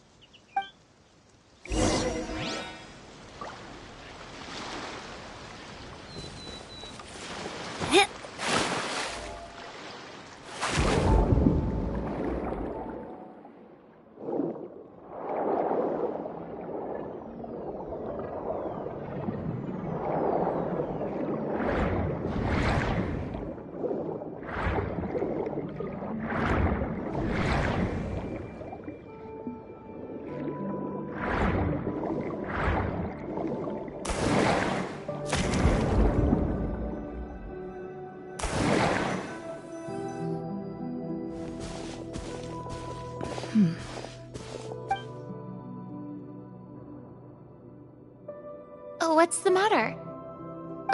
It's nothing. As you step into the cave, you find yourself in an eerily quiet space. Before you lies a narrow passageway that appears to trail off endlessly into the distance.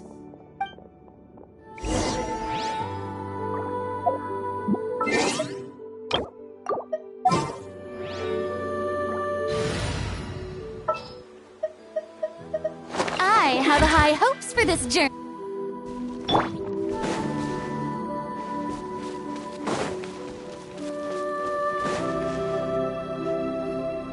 Wow, this must be where the treasure is hidden. But this door is blocking our way in. It almost looks like it's been here for quite some time. I've got to hand it to the tabletop troupe. They really went all out with the props. Huh. What have we got down here? A kind of mechanism connected to the door? It looks like we might have to arrange it into a certain pattern. A pattern on a stone door. That's something Master mentioned before. Is something wrong, Clorinde? After a long, difficult journey, you finally arrive at the location indicated by your map. It appears to be an ancient site of some sort, where treasure likely awaits. Your surroundings are exceedingly quiet and serene, as if the secret that slumbers here has never once been disturbed. If you listen closely, you can almost convince yourself you can hear the sound of its calm, gentle breathing. That description makes Paimon feel kinda bad for disturbing this place. We're doing this for the sake of the people, to free them from the evil sorcerer. I say it's time for this treasure to once again see the light of day. Linny's right. We need to keep going. The future of the kingdom depends on it. The next part of the story requires us to solve the puzzle, right? Let's start exploring the area. Yes, that should be fine. Something feels off about all this. Guess I'll just have to improvise.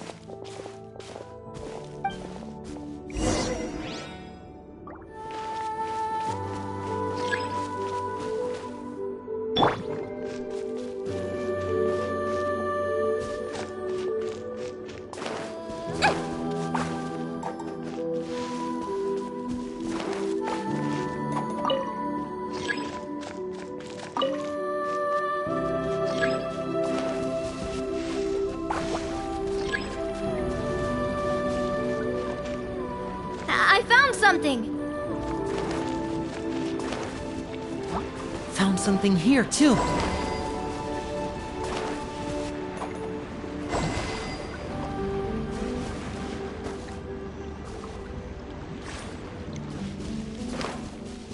Same here.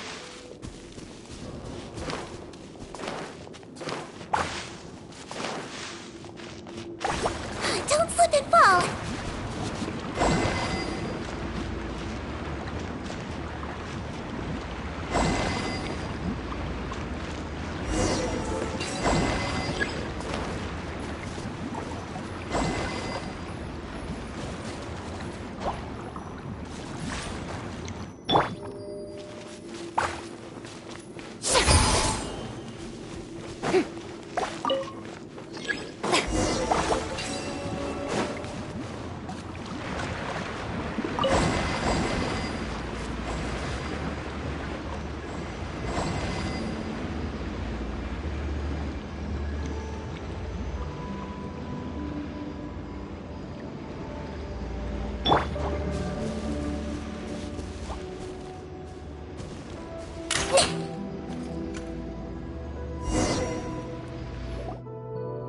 It worked!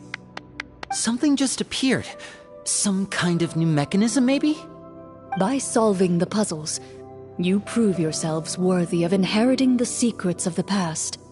At the end of each puzzle, you're rewarded with With? a key. Oh, it must be the key to the big door. This is one of the Marashose Hunter keys that are passed down from generation to generation. It looks just like the one Master passed down to me. It is said that 4 keys in total are required to form the final, complete key. And it seems like we just collected 3 of them. That must mean... Huh? What's wrong? You hear a few strange noises. Suddenly, all the torches in the ruin go out at once. Huh? What's going on? Did we fall into another trap? For the sake of immersion, please close your eyes, everyone. Without the torches, the space is now completely dark, and you cannot see anything.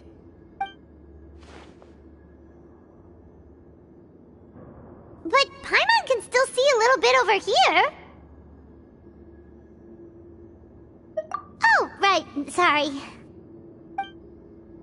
Suddenly, you hear the sound of footsteps pierce through the darkness. There's someone else here?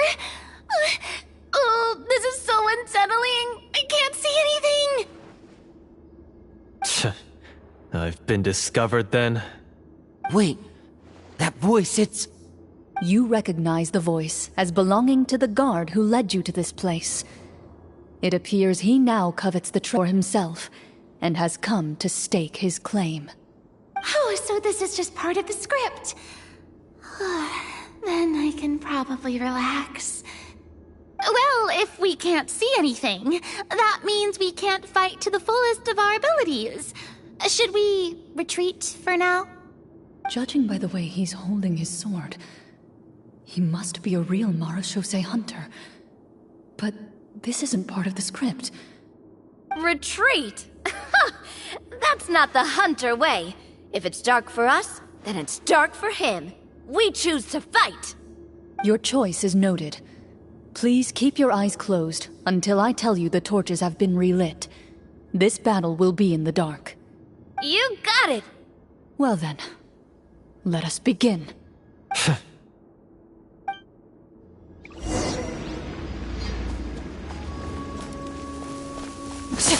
Time to testify. I'd like to try to hit him with my sword. Your strike is successful. Is he still standing? Goodness, he sure has... Is it over? Can we open our eyes now? The enemy is strong and relentless, but the battle is nearing its end. The torches have not been relit. What about now? Final strike. Ha!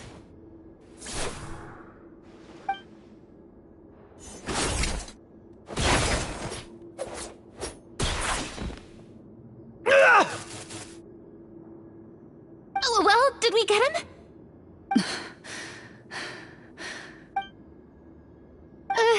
Clorinde?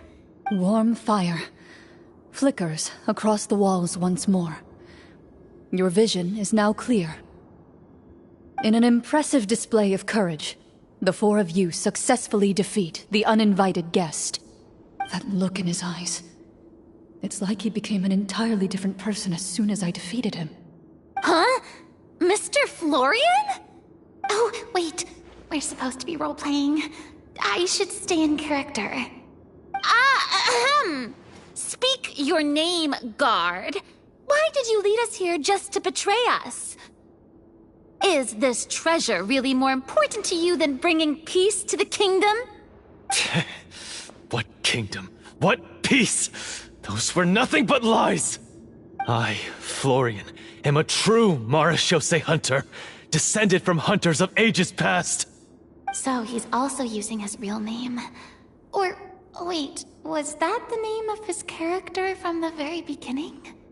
Then I'm even more confused. If you truly are a Marashose hunter, shouldn't you want to help us just like you said before? Shouldn't we fight together for the sake of the people? What do you know?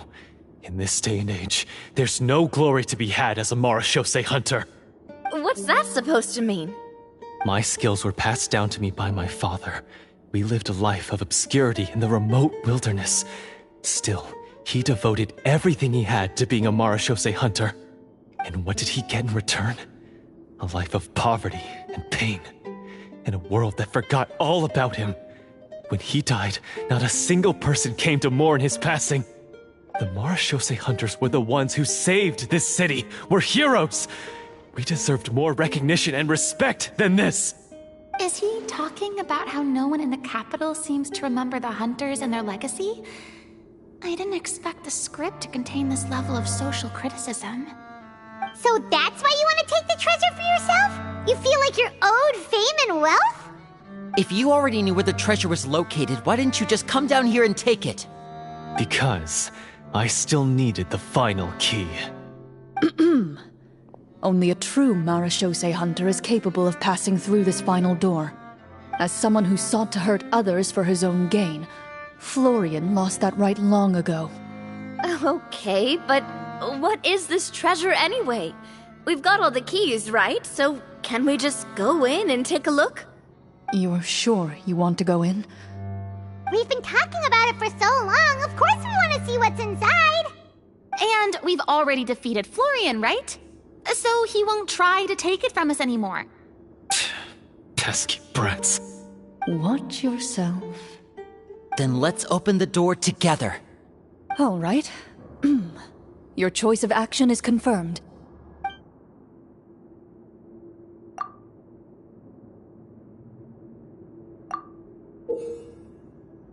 Before you, the door to the treasure, sealed and undisturbed for more than 100 years, finally swings open. You hear the shrill wail of the door hinge as it rotates for the first time after years of disuse, almost like a sleeping giant letting out an extended yawn. You get the impression that the secrets buried behind this door might be just as heavy as the sound you just heard. It's open! Come on, let's go in! Paimon wants to see what's inside! Ooh, me too! Ugh, uncovering hidden treasure is the most exciting part of adventuring. What do we have here? Uh-huh. A stone tablet? And some shabby weapons? You call this a treasure vault? Looks more like an abandoned warehouse! Maybe the troop ran out of budget at the end? They provided a super immersive experience at the beginning only to drop the ball at the most important part? They could have at least filled this place with cardboard mora or something! Wait, I get it now. Paimon, this is the real Marashose hunter treasure. Huh? This is it? The Marashose hunter treasure is just a stone slab and some broken swords? I can't believe it. I refuse to believe it! Whoa, are you okay? The Marashose hunter before you appears to suffer a serious mental breakdown. He needs to leave the room for a moment to collect himself. One of you seems to understand the significance of the treasure already. If the rest of you wish to follow suit, you may remain here in the meantime and explore your surroundings.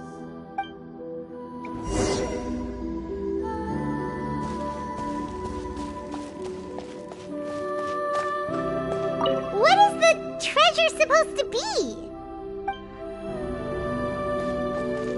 Walter.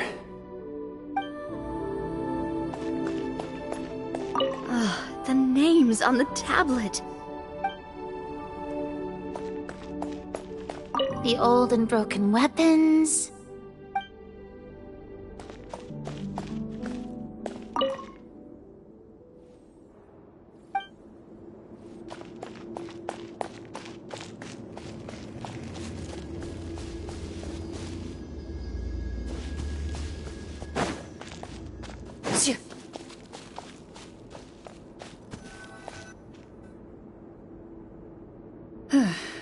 So, how are you doing? Feeling any better? What just happened? Do you remember how you got here? Or what happened to your body just now? I remember now. I brought you here because I wanted to... The explosives in the cave! You mean these? Huh? How did you... I could tell something was off the moment I stepped into this cave, so I kept an eye out. I've already dismantled the whole thing. So the strongest champion duelist in all of Fontaine saved the day once again. Guess I shouldn't be surprised. It would seem your skills as a Marachose hunter are as sharp as ever. I deserve some answers, don't you think? Tell me why you wanted to lure me here. Everything you said earlier sounded like the truth. Luckily, your monologue was dramatic enough to convince my friends you were just role-playing. I don't know. I just always felt like there was something in my heart that didn't belong to me. Something agitated and angry. Who knows? Maybe it was my own anger all along. I could never really tell. The feelings about my father and the other Marachose hunters are real. It just wasn't fair. I was angry, bitter that no one remembered them or praised their accomplishments. I don't know when it started, but at some point, my anger came to completely consume me. At that point, I remembered the legend my father used to tell me. The one about the treasure. But if the treasure was all you cared about, why plant all those explosives? Wouldn't they just destroy the treasure and bury you along with it? I can't remember. My head is a mess. It felt like there was this voice telling me to eliminate the hunters, but now it's gone. From your description, I suspect you were dealing with a devorator. Devorator? Oh, your master... your father, I mean, never talked about it? It was a kind of monster that was active several centuries ago. No, I've heard of it. I'm just not sure why you suddenly... Wait, it can't be. The seal! The seal? My family has served as Marachose hunters for many generations. But the title and swordsmanship weren't the only things passed down over our line. There was a seal as well. My father instructed me to always watch over that seal and maintain it regularly. He said it had been passed down over a truly ancient age, and protecting it was our clan's most important duty. But I neglected that duty after he died. I finally decided to come down and check on it one day, and that's where my memories become fuzzy. The Devorator would be a formidable adversary for any mortal being, even ones as capable as the Hunters. If you lacked the power to completely destroy it, you could easily fall prey to its influence and corruption. In light of this, some Marachose hunters chose to seal the Devorator away, in the hopes that a permanent solution would come with the passage of time. I heard it has the power to amplify the obsessions and desires in people's hearts, to the point where they overtake you entirely. It would seem I'm not just lacking in skill with a blade, but in mental fortitude as well. And yet, you were able to retrieve 3 of the 4 keys.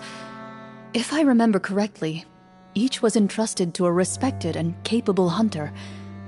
How did you manage it? One of them belonged to my father. The second I stole from a different hunter. And the third... was one that I snatched while the person was on the way home from the tavern. I nearly died in that alley. I know just how strong you are. It's as clear as day to everyone in Fontaine. I observed you from dusk to dawn, but could never find any opportunity to sneak up on you. I never even saw you drink a single glass of liquor. The only way I could think to obtain that last key was to lure you here using your hobby, and then... Oh, I get it now. That monster, it wanted to bury you here alongside the treasure. I won't comment on anything else, but the script was good. Well, I did pour my heart and soul into it. The stories my father used to tell me about the glory of the heroic Marachose hunters and how they came to be forgotten. It's more than just a story. Huh? You're proud to be a hunter. You're still holding onto that part of yourself, no matter how small. I have done so many despicable things. I have nothing to be proud of. Then explain the purpose of the evil sorcerer in your story. Isn't he the true antagonist? The one who sought nothing but his own gain, and used the people as pawns to attain it? In your heart of hearts, he was the one you truly wanted to defeat. But I've already tainted my sword. I no longer have any right to... Wake up, Florian. Remember how you introduced yourself earlier. Do you really think the hunters acted out of a desire for honor and glory? Or to be loved and acknowledged by the people? What did your father teach you about our order? You do not wield your sword for yourself, but to protect those you serve. There's nothing special about a blade. It's the intentions of the wielder that matter above all else. Do you still not understand? Even after seeing the treasure for yourself? The contents of that room, they represent the true legacy the hunters left behind. You're right. I am a Marashose hunter. It's time for me to redeem, no, to finally serve the people I vowed to protect all along. I wouldn't be so quick to push aside the need for redemption. I know. That's a charge I won't bother to defend myself against. Good. Then, come with me, and help me see the script through to the end. Huh? See the script through to the end? But there's no more script left. Never finished it, huh? No, I mean, I wrote the script with the sole purpose of luring you all here. There was no reason to write beyond this point. Then we'll just have to keep writing it. The evil sorcerer still needs to be defeated. You mean the Devorator? Are you saying I have to make up the rest of the script as we go along? Is that really so hard? You've already written most of it. Surely you can write an ending where the hunters win and justice prevails. I'll be there to help you too. You aren't afraid your party will fall into danger? I know what my friends are capable of, and they're all quite skilled. Besides, I need their help. Then, are you going to tell them the truth about all this? I don't intend to spoil the fun. Sometimes, protecting dreams and fantasies is more important than exposing the truth. Don't you think?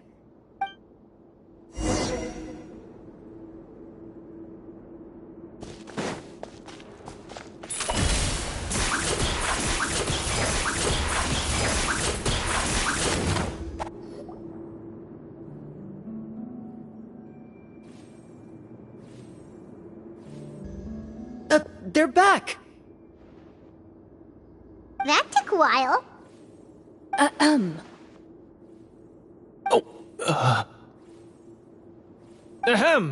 My fellow Marashose hunters, please forgive me, for I have sinned. Tone it down. Sorry. After crossing swords with you and witnessing your courage in battle, I've rediscovered my true self and regained my pride as a Marashose hunter. Oh, do I smell a redemption arc? I confess, I was brainwashed by the evil sorcerer. He asked me to lure you here so he could bury you in this cave. That little... Wait, you're saying all of that wasn't you, but the evil sorcerer? That's right. He's adept at manipulating the hearts and minds of the people. I fell under his influence because I did not possess a strong enough sense of will. Huh. And how are you going to prove that you're a changed man? We're not going to fall for the same trap twice. To be perfectly honest, I only came to my senses after seeing the treasure. It reminded me of my father's past teachings. The treasure was actually... The names of all the Marashose hunters from ages past and their weapons? Wait, you already know? Of course. Don't underestimate a veteran role-player's exploration skills. Oh, wait, I mean Marashose hunter Navia's exploration skills. We just finished reading through the content of the stone tablet. That tablet recorded the lives of some fascinating people. For example, this Marashose hunter called Est. She inherited the responsibilities of the Golden Hunter and passed judgment on many people. But in private, she had a very easygoing personality. Her favorite pastime was singing and dancing with her friends, and she was said to have a beautiful voice. So, she was just like you. Oh, you really think so? Well, when you put it that way, I suppose I also have a few things in common with this Walter. Working as an executioner, he supposedly used a countless number of tricks to confound his enemies in battle. Oh, if only I could have seen the feats of magic he pulled off back then.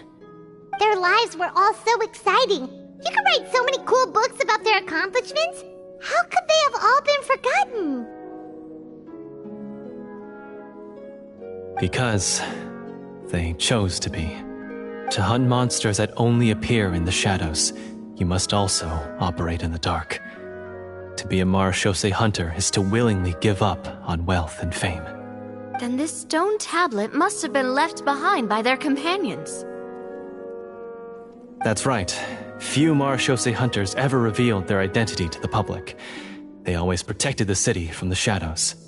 The only time they spoke of their accomplishments would be at night, when they gathered with their fellow hunters in front of the bonfire to share stories of the monsters slain by their hand. So, this tablet was created not so that the hunters would be remembered by the people, but so that they would be remembered by each other. No wonder this place was so well hidden. You regard the stone tablet in solemn silence. The names of your comrades etched onto its surface serve as a reminder that you are never truly alone. The tablet proves that, although a hunter walks a shrouded path, it is not a solitary one. There will always be those who walk beside you, a fact that remains as true today as in ages long past. Their legacies shall continue to be passed down from generation to generation, as everlasting as the stone onto which their names are carved. Father, you once told me that I should seek out the treasure if I ever became lost. So this is what you wanted me to find.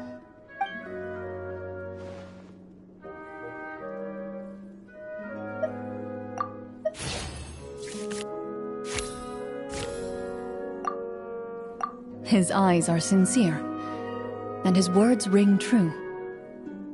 You can tell that every word he spoke just now came from the bottom of his heart. I implore you, everyone, please give me a chance to make up for all I've done. Allow me to fight alongside you and defeat the evil sorcerer that threatens the peace and prosperity of everyone in this kingdom. Well, I say we let you join. Sounds good to me too. Everyone makes mistakes. What matters is what you do to make up for them. I have no objections, but Mr. Florian, do you even know how to defeat the evil sorcerer?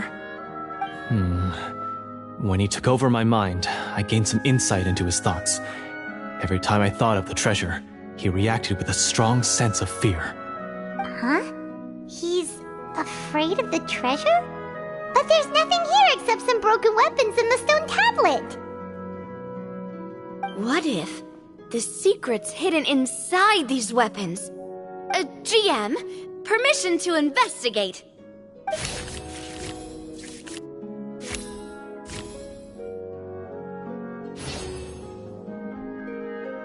At first glance, the weapons appear absolutely ordinary. But as you observe them, you notice a faint energy emanating from within. These blades have slain countless monsters. Though it's been a long time since they were used in battle, their edges remain sharp, as if they're simply waiting for the next worthy hunter to carry on their legacy. So basically take these with us, right? I'll take this weapon, since it used to belong to Est. Maybe it'll find comfort in being held by someone who appreciates the arts. Ah, good idea. I'll take Mr. Walter's bow then, from one archer magician to another.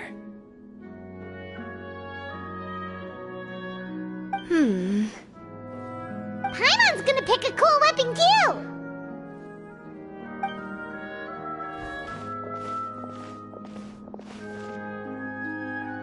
As you grip your weapons, you can almost feel the will of past hunters coursing through your being. It's a feeling of courage, determination. A silent vow passed down from generation to generation that says, eradicate the monsters, no matter the cost.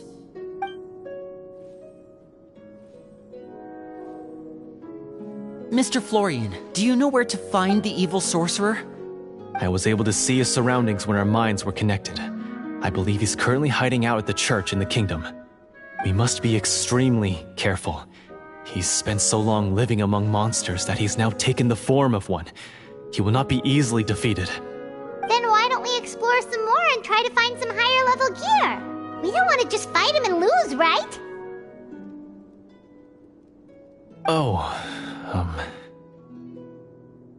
No, we have to strike now. He was greatly weakened when I managed to break out of his control. If we let him rest, he might have time to escape.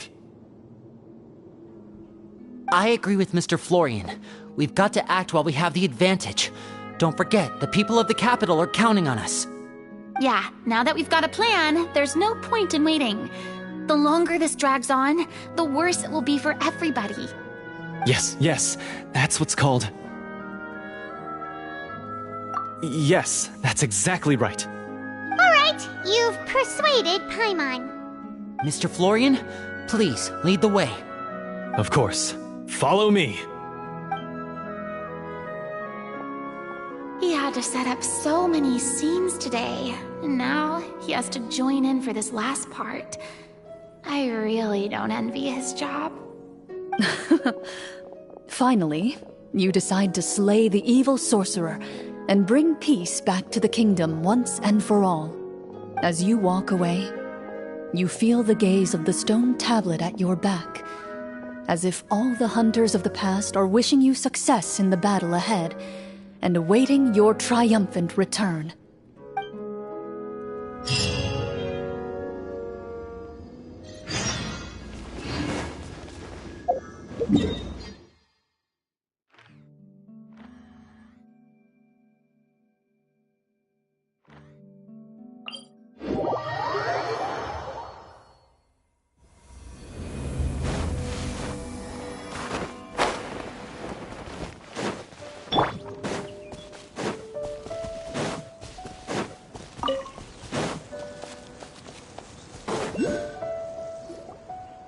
Finally, you arrive at the church Florian described. As you approach, an ominous aura surrounds you. You get the sense that your enemy is close at hand. How strange. This uneasy feeling seems so real. How did they manage that? Now, it is time for the final battle. Let's go!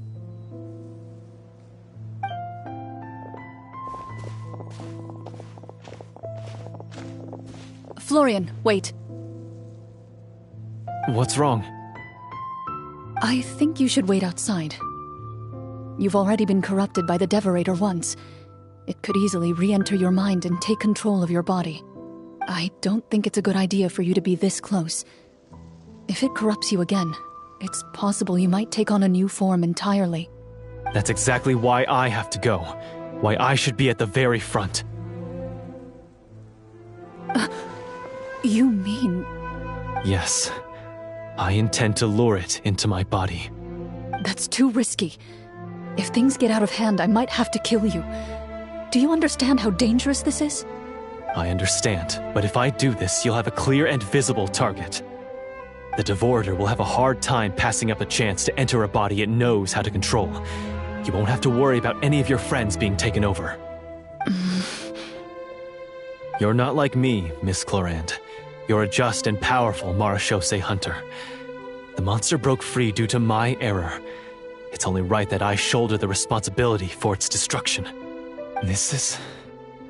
something that I have to do. Consider it a duel to restore my honor. My only request is that you give it your all.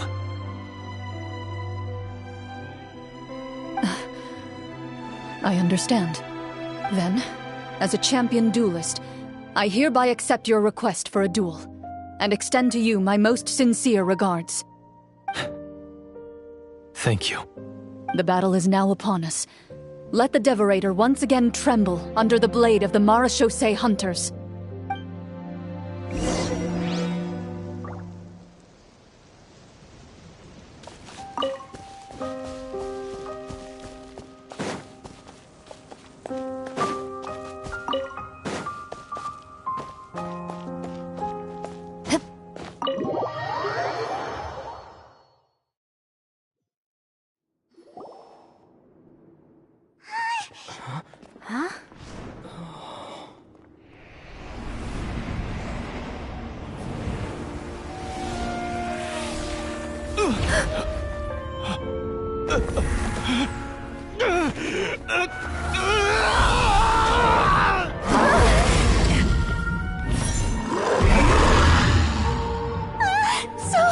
So lifelike!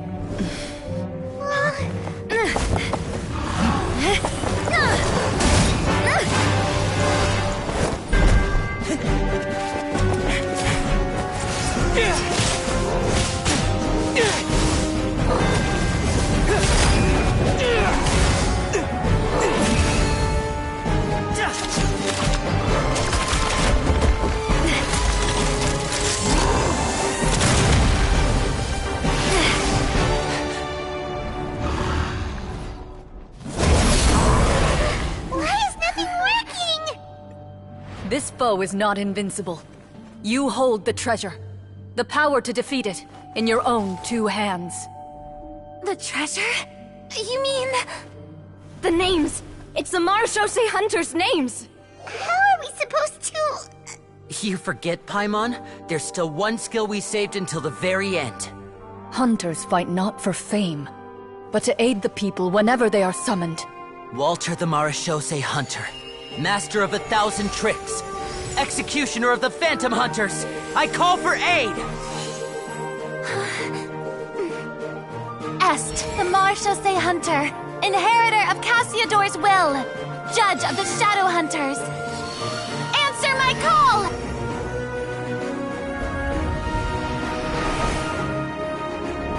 Petronia, protector of justice and order. The hunter I respect the most. Thank you for saving my friend, the best one I'll ever know. Please, lend us your strength!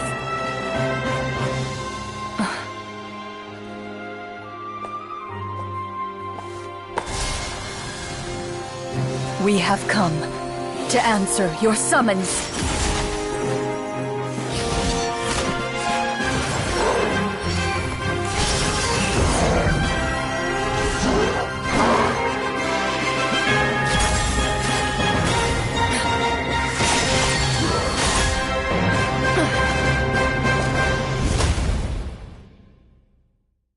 And so, the monsters were eradicated, and the sorcerer was defeated.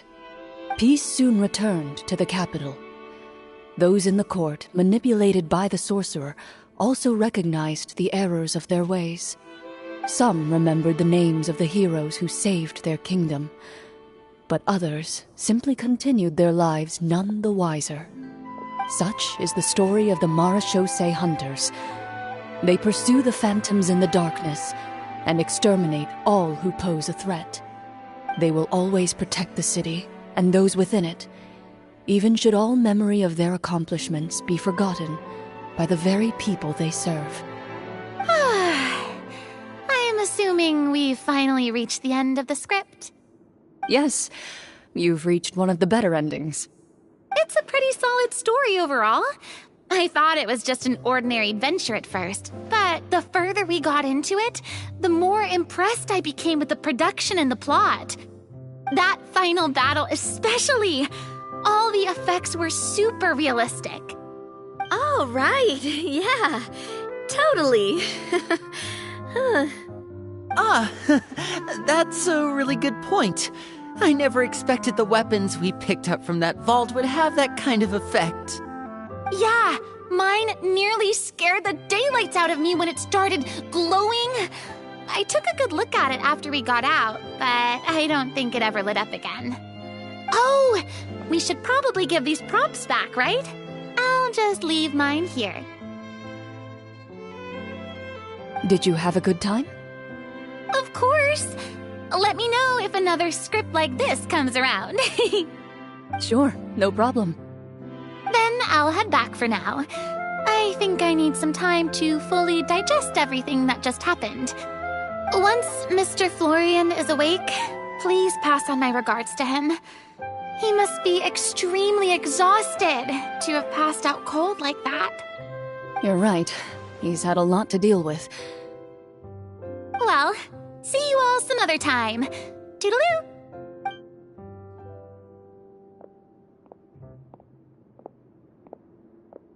Okay, so, can I ask now?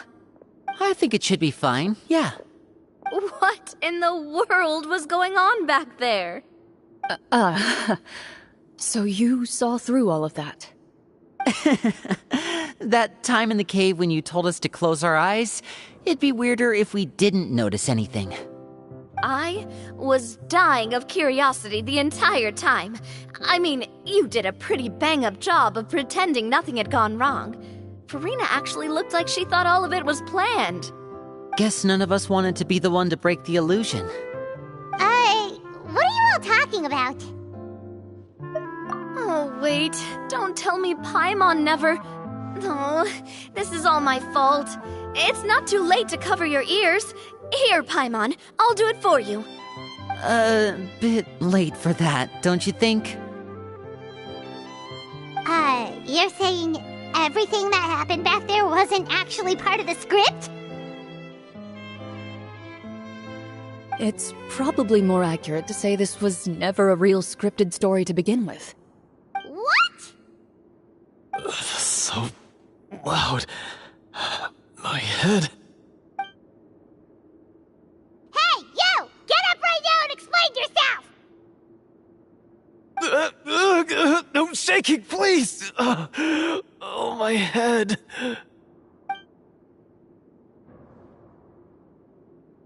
Did Paimon just hear that right? You guys made up that whole last part on the spot? It's not nice to lie to people, but Paimon's gotta admit, that was a really good story, Florian. Oh, and nice improvisation, Clorinde! Yeah, it was like watching a magician improvise a spectacular magic trick after forgetting an important prop. If Paimon knew something was wrong with that vault, she would have floated straight in the opposite direction! Everything was under control. As if you've ever described a situation as being out of control. I'm pretty sure any situation you consider to be easy to handle would scare a reasonable person half to death. Guess I'm just used to it. You must run into a lot of unexpected situations then. That explains why you're so good at coming up with things on the spot. As for you, Florian... I know there's no excuse for what I did.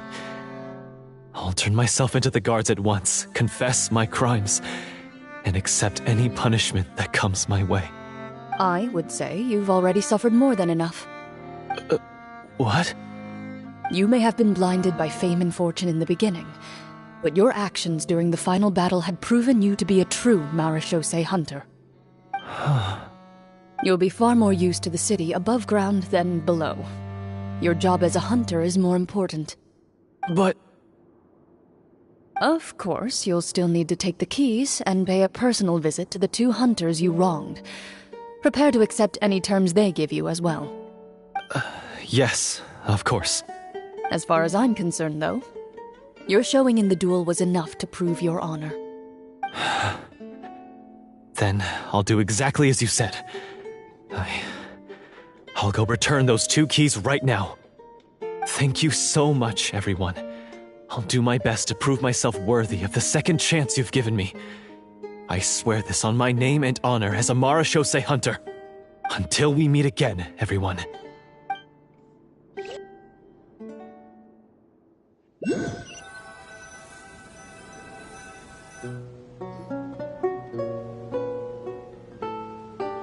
Speaking of Marechaussee hunters, what should we do about the treasure in that cave?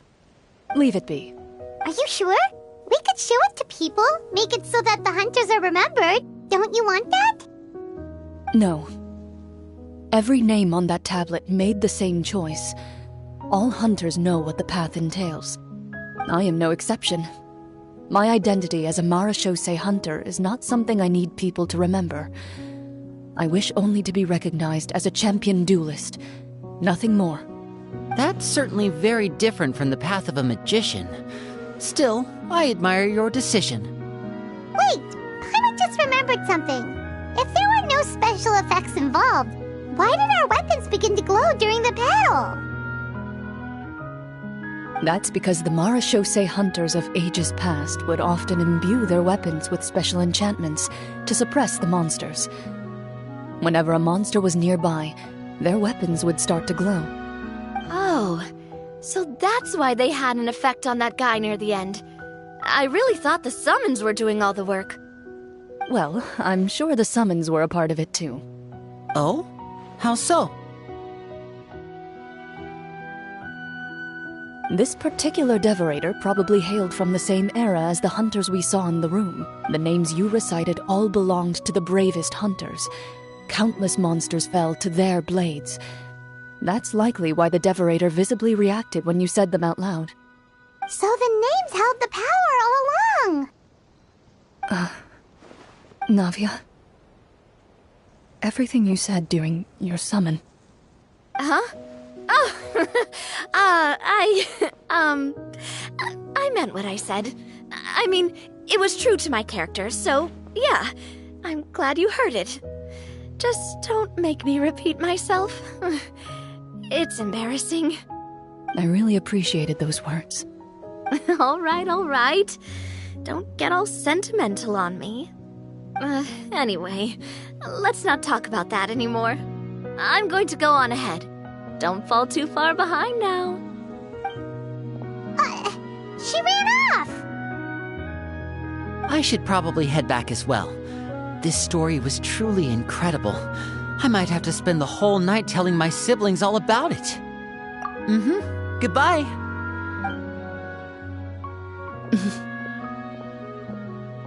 Traveler, should your name and deeds be forgotten, what do you think the significance of your journey will be? I suppose the significance would be the journey itself and the world we helped create. There's still value in the time I shared with everyone here, in the things we were able to accomplish, even if no one remembers them. A great answer. I'll remember it. Me? The Marachose hunter says nothing in response to that question. Perhaps her answer lies in her silence. An unspoken vow left to echo through the night. The path she walks needs no explanation.